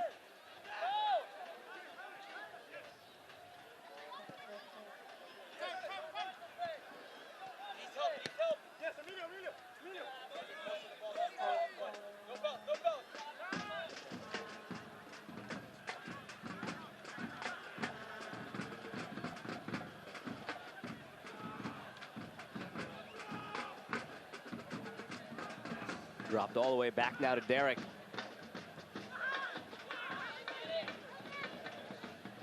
Defensive DNA for RGV. It's how they had that strong late season push last year when it seemed they were left for dead to get over the playoff line, upset Phoenix on the road. And look at their recent run. 1-0 win over Colorado Springs in the last game. 3-1 over New Mexico, 2-0 over El Paso. Those are 3 playoff teams in the Western Conference that they have beaten in a row, and they allowed just 1 goal in those 3 games doing it. You want to see how these teams fare against other playoff teams. You have to pick up points against the lesser teams around the league. It's how you pad the points and how you get in the postseason. But one aspect of Orange County's run last year that stuck out with me going into the postseason, not talked about too much, but they had the most points earned against other playoff teams, more than any other team in the postseason. They played their best against the best competition. And this recent run now for RGV will have to turn some heads in that regard. El Paso, New Mexico, Colorado Springs, beating them all 3 above the playoff line in the West. We see the identity coming out for Wilmer Carrera, what he's trying to do with this side. He has talent.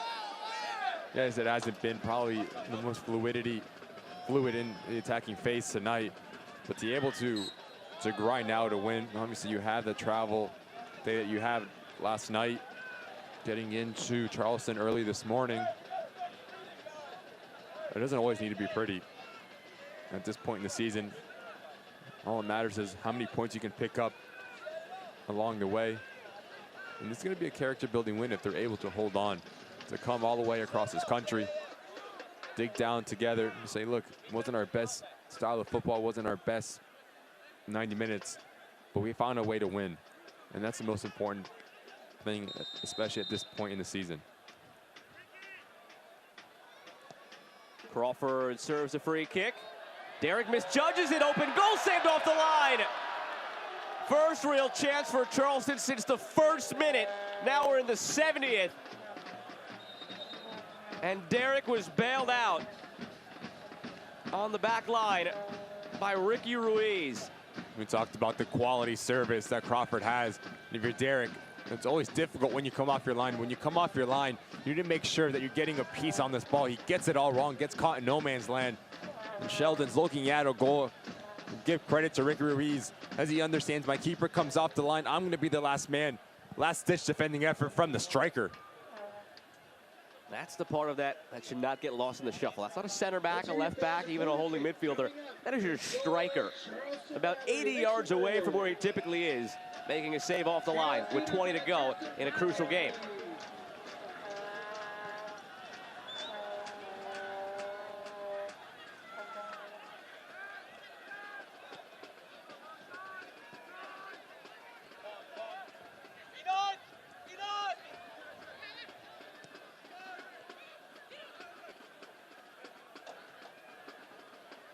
Kwakwa drops it back.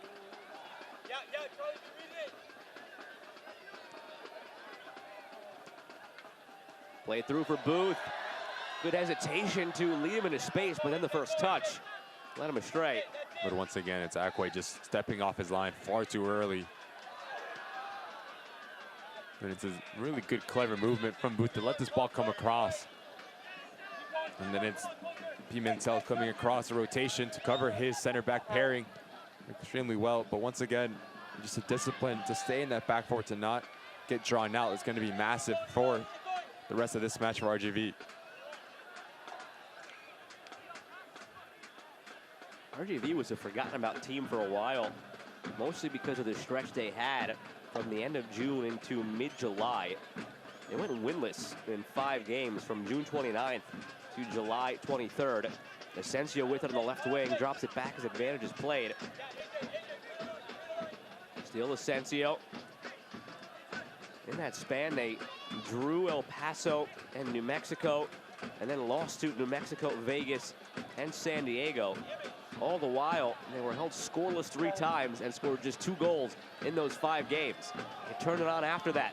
Pinzon puts it across for Fieldberg. Open Fieldberg on the left foot. It's blocked. Still alive here. Torres chips it over to himself. The volley! That was maybe a foot from being one of the goals of the year.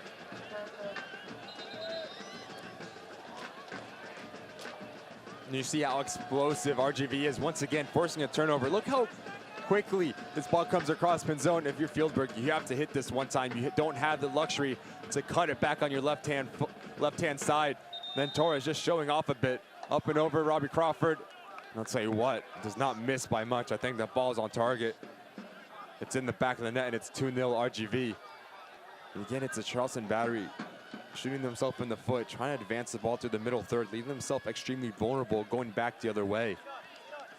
Wilmer Cabrera is going to want his boys to be a bit more clinical to punish those mistakes of their opposition. I might have been overestimating it, saying that it missed by a foot. That missed by 4 inches, 3 inches, something like that. It's such a hard technique, especially on the top of the box as you're letting this ball come down. The traffic coming towards you. You want to rush it, but Torres has the technique in his locker. The ability, hits it extremely clean with the dip on it as well.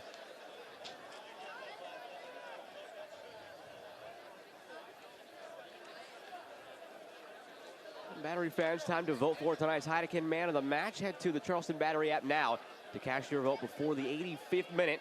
Don't have the app? Download it now on the App Store or Google Play.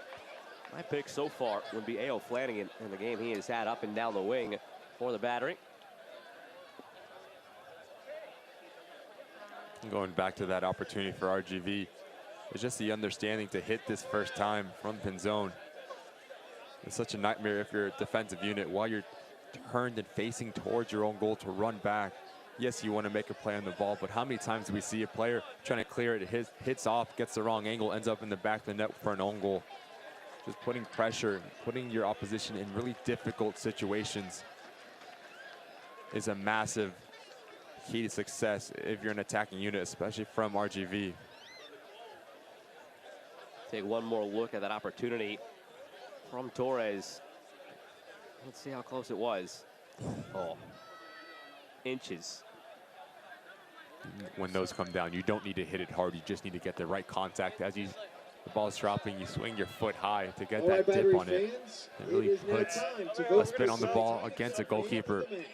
Just so unlucky that ball's not on target for Torres. Some changes finally coming here. Haven't seen any through the first 75 minutes until now. Alexander Dexter in for Yavel Perez, brought to you by Home Team Barbecue.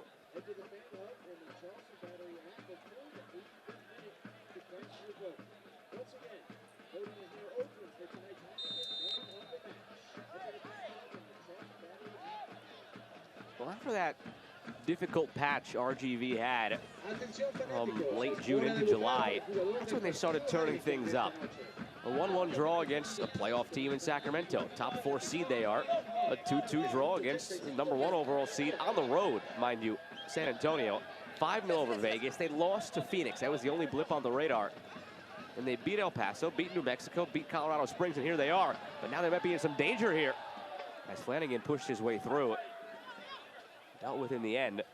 But that is the run right now we're talking about for RGV. Ties and wins against other playoff teams in the West. Out to Pinzon with one already tonight. Pinzon back on his left foot, make it 2. One with the right, one with the left, and it's going to add up to 3 points, you'd imagine, for RGV.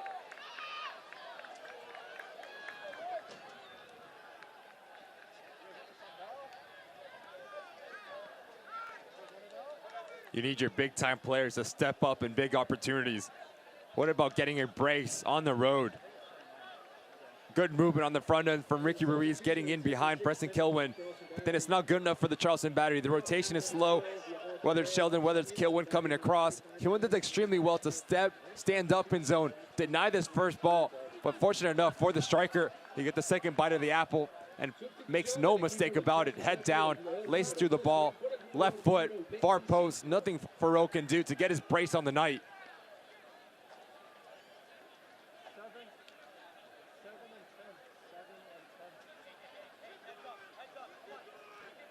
Juan Pablo Torres getting ready to check in here for RGV. As is Frank David Gaviria.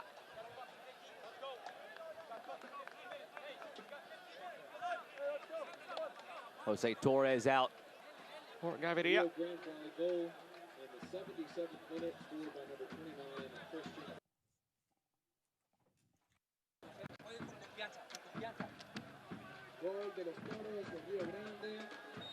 We talked about it when he scored the first goal, that it was his 6th goal to go with 3 assists in now 10 games. We'll make it 7 goals, 3 assists, 10 games. That is a goal per game on average that he's accounting for RGV since he joined on July 6th. 10 games, 10 goals accounted for, 7 scored himself, 3 assisted. It's pretty good if you ask me. It's hard to be better than that. If you're averaging a goal accounted for per game, you are in terrific shape. Can he take it above 1 per game here and cap off the hat-trick? No, he turns away. Didn't have the numerical advantage. But again, it's just this game plan from Wilmer Cabrera executing to perfection for the visitors, keeping the front 3 high. Yes, he knows that Charleston Battery play with the back 3, and it's really testing the will, the discipline of the outside backs. Yes, they want to join in the attack, whether it's Flanagan, whether it's Asensio, but how many times have we seen them get caught out? Yes, trying to get and help out their team on the front end, but forget to run back and provide cover on the back end. And it's been zone that's been very disciplined, staying high and wide on that far side, on the left side. He's having a day, very clinical in and around that 18-yard box.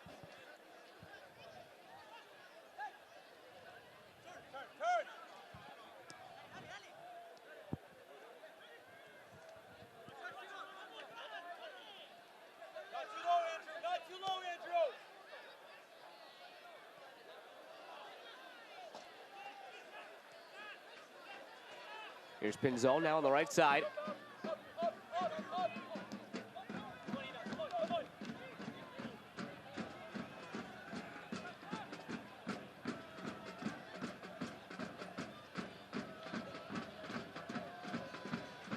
Pinzon making the run through. Is there a hat trick in store for Pinzon? Save on the first shot, still alive. Second shot is in. Help from the teammate, the substitute, Juan Pablo Torres. His first of the season for RGV to make it 3.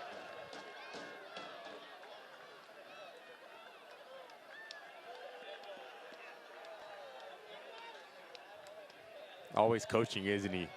Wilmer Cabrera. It's a 3rd goal we've seen him straight to his bench. But look at this rotation once again. And Preston Kelwine steps up. Whether it's AJ Patterson, whether it's Sheldon, no one comes in to cover him.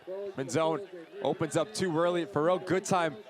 Big time save in the first effort, but the second effort, not good enough from Torres. Just put it into that near post. You're Charleston Battery, you're getting picked apart. And it starts in the middle of the field. Too many sloppy turnovers, too many gaps opening up, too much time and space for players to run into.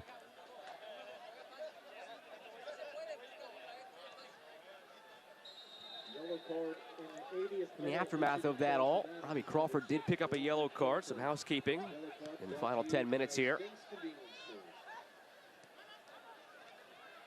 Juan Pablo Torres from Atlanta, Georgia, the 23-year-old, making his 26th appearance of the season for RGV. 14 of those off the bench, just 12 starts. And he picks up his first goal. Yellow card brought to you by Spink's Convenience Stores to Robbie Crawford. Don't think the depth of this RGV team at times gets talked about enough. Pinzon now is rightfully so drawing all of the attention for the last 2 months that he's had. You dip into the bench and some of the names that they can bring in and rotate in and out. Talk about some other teams in this league and the depth they possess. Louisville in the East, and in the West, it seems like on any given day, the lineup that San Diego can throw at you and Sacramento can throw at you, just it goes on and on. Where maybe some of those teams don't have the quantity. Numerically not a deep bench for Sacramento, numerically not a deep bench for San Antonio, but the talent is there throughout. RGV has the quality and quantity on its bench, and it's probably not talked about enough. Well, that run that you mentioned, taking points away from the team in the playoff position, you don't get that without having the depth in your roster. One player comes out, one player comes in. Sometimes in this RGV side, the player that comes in ups the level, not only just maintains it, but goes a level higher, as we've seen here. Torres comes in, first touch of the game, ball in the back of the net. Talk about efficiency from your substitute, and that's what you want. Someone to bring something that was lacking, and what a game this man had. Ollie Wright making his season debut here for RGV. Substitutions tonight brought to you by Home Team Barbecue. It's Pinzon who is lifted, and he has a well-deserved spot on the bench. You get a reaction there out of Wilmer Cabrera, a big embrace as well. It took him long enough, about 83 minutes and a 3-0 lead, but he finally cracked a smile. And be mental as well, as he comes on from a Frank Nadarce, had a terrific game. Was very good in the rotation, very good in organizing the players in front of him. We saw him earlier in this first half come across and deny the battery a ball across. It's little things like that as a center back that makes you just so hard to break down, reading this game before it comes out, developing as well.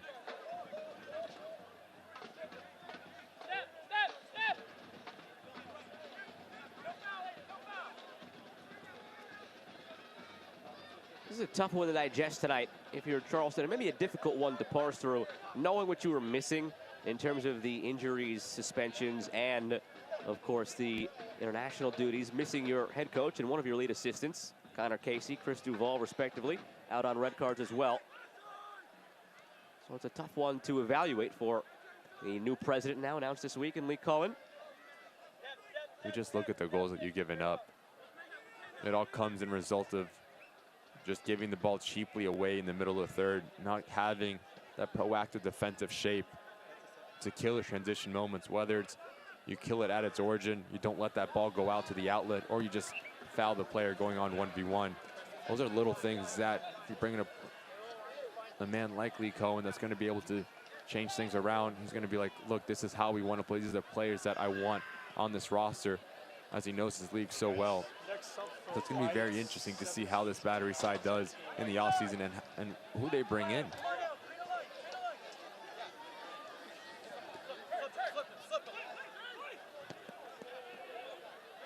Flanagan, Derek is there. Hands were not allowed to be used. He left his box, made sure to get it with his legs, and sends it clear. 5 to go now at Patriots Point.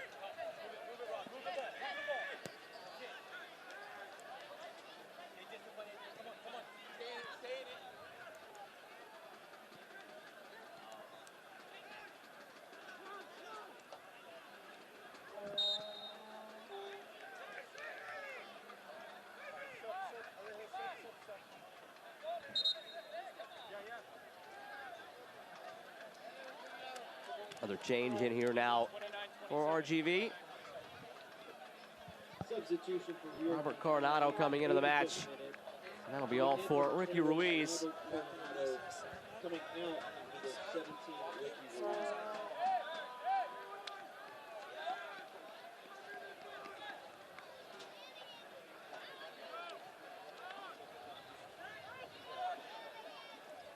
Also substitution for the Charleston Battery. Coming out, number 27, Avion Flanagan. A.O. Flanagan Making his debut will have the rest of the night off. Caden Theobald. And Theobald makes his debut here for Charleston. Another young player they're excited about. As again, you start looking toward next season. The Fidel Barajas of the world. Teenager, bright star. Obviously will make an impact possibly down the stretch this season, last couple of games. And then you have another one there in Theobald. 18-year-old signed his first professional contract. One collegiate season at Northwestern during 2021. Only made 2 appearances for the Wildcats before he turned his eyes to the pro game. Part of South Georgia Tormenta's academy. Among the USL League One teams, their academy is among the best of those.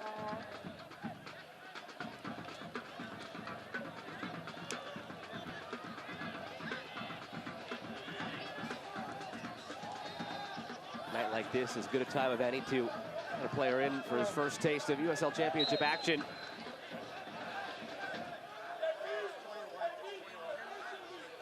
And that's really what we have to keep an eye on in the last couple of games. We talked about it earlier in the half that Connor Casey and this club still want to do the most they can in terms of winning games, because the evaluations, the important evaluations for next season have to do with winning. But how much are you willing to sacrifice to get Theobald important minutes, to get Fidel Barajas important minutes, and to get some of these younger guys who might be the future for this club the next couple of years, the minutes they need to grow into their own. And looking around the league, seeing the Kobe Henrys of the world who have been sold, and maybe Josh Weiner next on that list going forward, there's an impetus to get somebody like Barajas and Theobald quickly integrated, showcase them, and see what could come next. And it might not seem like much. These last 4 minutes here for Theobald are going to be massive in terms of development, in terms of confidence as well. Just to see the pace that the professional game is played at, the physicality, how quickly and how little time do you have on the ball, how clean do you need to be, little things like that, as you can see from the bench. But once you're into it and you see it and you have to feel it, it's a completely different animal. It might not seem like much, but it's going to be massive going forward for the youngster.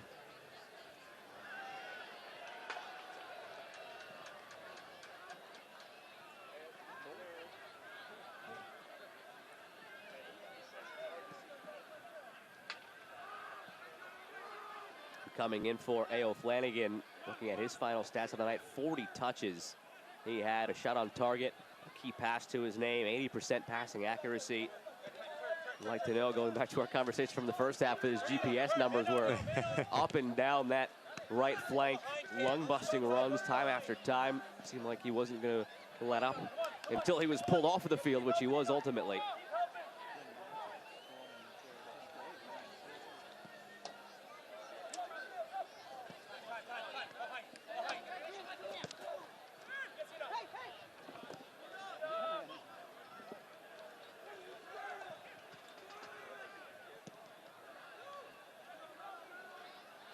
But even now, the 90th minute, you can just see it's a 3v3 on the back end for Charleston Battery. Omar Cabrera clearly had a game plan to defend with 6 players, attack with 3. And boy, has it paid off for him. The ability to force a turnover, how quickly can you get the outlet player and get him in isolation? It's fantastic for this RGV side. If you're a coach dealing with everything you dealt with getting to South Carolina, and to see it come out on game day, put 3 goals in the back of the net, no matter who it is against, on the road to grind out a result is never an easy thing. He has to be a very happy manager so far.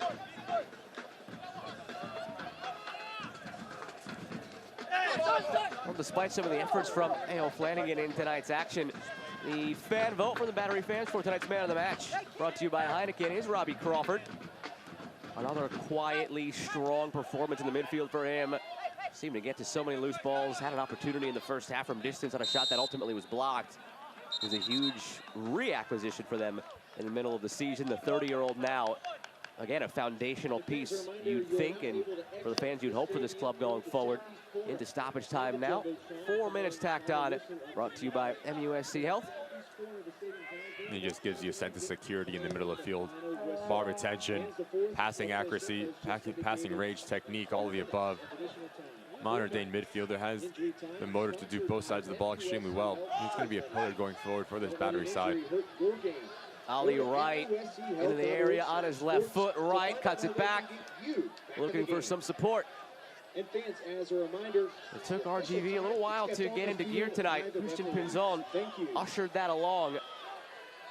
It's going to go down possibly as a 3+ goal victory tonight for RGV. Didn't really feel like that until late in the goal to open things up from Pinzon came in the 55th minute, and they went back to back in the 76th and 80th. Pinzon again, and then Torres. We've talked about it throughout, the travel issues they endured yesterday. Very long night, very little sleep. They got here in one piece, thankfully, and they got out there on the field. You never know what's going to happen in a situation like that, especially in today's game where so much attention is paid to the sports science aspect of it. What you're putting into your body, how much are you sleeping, when are you sleeping, what's your screen time look like, all of that stuff. Throw that out the window what they had to deal with the last 24 to 36 hours, and you come out and you grind out a victory like this, and a yellow card out of the pocket now for Patterson. In the end, it's the ability to adapt and pivot in different situations. Not only on the field, this is a hard challenge from AJ Patterson. He knows exactly what he's doing. As Ricketts gets it by a couple players, but he needs to put that challenge in. It's easily enough for Ricketts just to slip this ball into Coronado. Just setting the tone. It has to be frustrating in that back line for the Battery. Going back to what you alluded to, Joe, these players not only have to pivot what happens on the field, but what happens off the field as well. The ability to, yes, you don't get your 8+ hours of whatever it may be of sleep before, but it leads to what you did on Monday, what you did on Tuesday, what you put on your body, what you ate for lunch or breakfast the day before. All that stuff adds up, and as you keep getting higher in professional sports, what you do off the field is almost equally as important as what you do on the field as well. Can't always get the Ricky Lopez Espen sponsored 8 hours of beauty sleep. Stop. Not every night. Oh, stop it.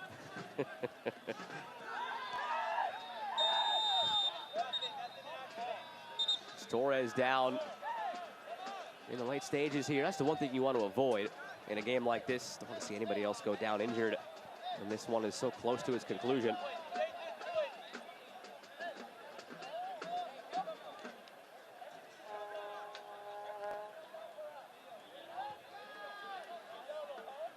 He's back to his feet. The scorer of tonight's third goal to push this one entirely out of reach. Although, given the attacking efforts tonight of Charleston, it almost felt out of reach when it was 1-0 RGV. And the way RGV defends, this is going to be yet another clean sheet for RGV. Their second in a row, third in the last 4. Only given up 1 goal in the last 4 games. 2-0 over El Paso, 3-1 over New Mexico, 1-0 over Colorado Springs, and now this one here.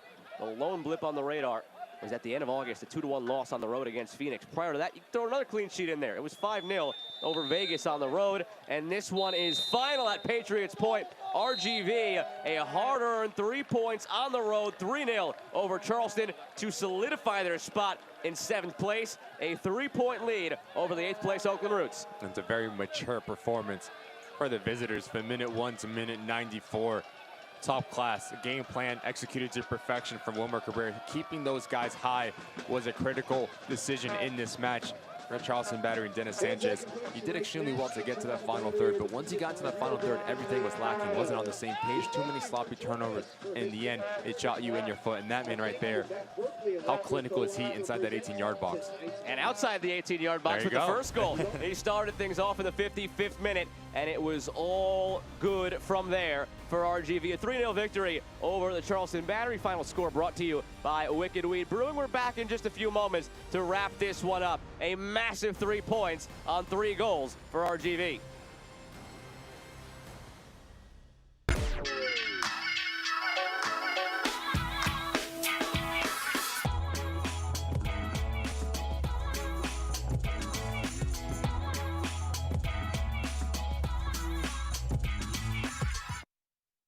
This is your vacation, your beach, your fields of green, skies of blue, mountains of majesty.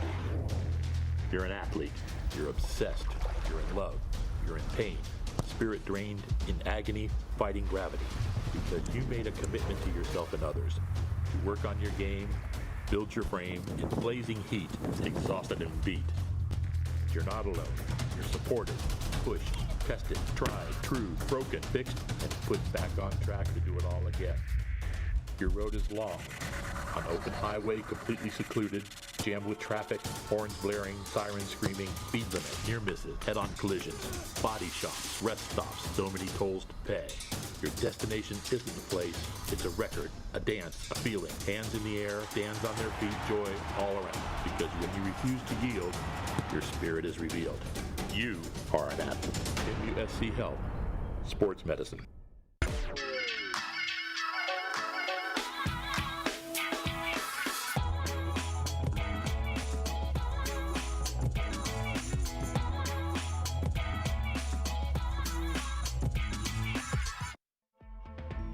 Charleston is a water town.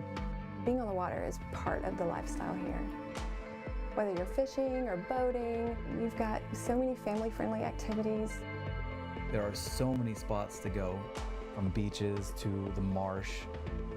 Nature is a big reason why people actually come here. It's absolutely breathtaking. In any season, you can find your paradise, really. Back here at Patriots Point, all smiles for Christian Pinzon and everybody on the RGV side tonight. They dealt with a lot over the last couple of days in getting to Charleston, but once they got here, they came, they saw, they conquered, and they leave with 3 points. Final score brought to you by Wicked Weed Brewing, and we take a look now at the full-time highlights brought to you by Bud Light. And it came to fruition in the second half for RGV, just forcing turnovers in the middle of the field. Look how quickly this ball gets out to Pinzon.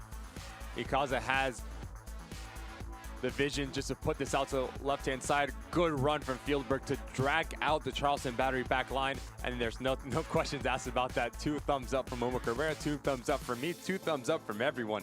Off the bottom of that crossbar into the back line, it's a highlight reel goal for Pinzon. Any goal is a goal at this point for RGV. They were longing for one, and they almost gave it up just 10 minutes later. And how different of a game this would have been if this ball ends up in the back end. That's your striker understanding to beat your last-ditch defending effort, and then another opportunity on their break for RGV. Fieldberg needs to hit this one time. You don't have the opportunity, the time and space to pull it back, and this is just pure class from Torres. Just so close to getting another highlight reel on SportsCenter Top 10. And yes, there is a bark to be had as this ball comes across the field. He needs to put his head down and laces through it. But Pinzon wasn't done. Again, Ricky Reeves understanding as he draws 2 Charleston Batteries players to the right-hand side. There's going to be space on the left-hand side. Second bite of the apple for Pinzon. He's too good to give him 2 looks inside that 18-yard box. Head down, left foot, back of the net, back post. Well, can he get a hat trick, for a real big-time save? But the substitute Torres comes in and squeaks it into that near post, and that's how we end RGV 3, Charleston Battery 0.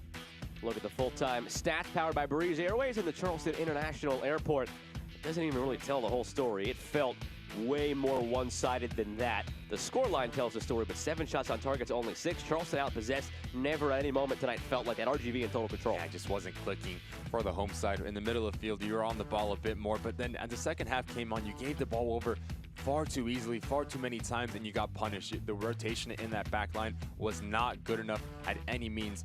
Players leaving themselves isolated 1v1, and on the attacking phase was not on the same page. You have the talent, but not putting that talent together was a big head scratcher for Dennis Sanchez. For RGV, if you're Wilmer Cabrera, you have to be extremely pleased. Like I said before, the game plan to perfection. Keep those guys high, ask questions of the Charleston backline, and it came to fruition. 3 points back home. 3 more chances for Charleston to try and take something positive at the end of the season. Next up on the 1st of October at Hartford. Next up for RGV on the 1st of October, hosting Louisville, who are currently scoreless at halftime against Memphis. You can flip over to that one on ESPN Plus, or Tampa Bay against Birmingham with 20 to go. They are 1-1. That does it for us tonight at Patriots Point. For the crew that makes this possible, and my broadcast partner Ricky Lopez-Espin, I'm Joe Malfa saying good night. Busy Saturday ahead in USL Championship. This copyrighted telecast of the United Soccer League Championship cannot be retransmitted, rebroadcast, or reproduced without the expressed written consent of the United Soccer League Championship.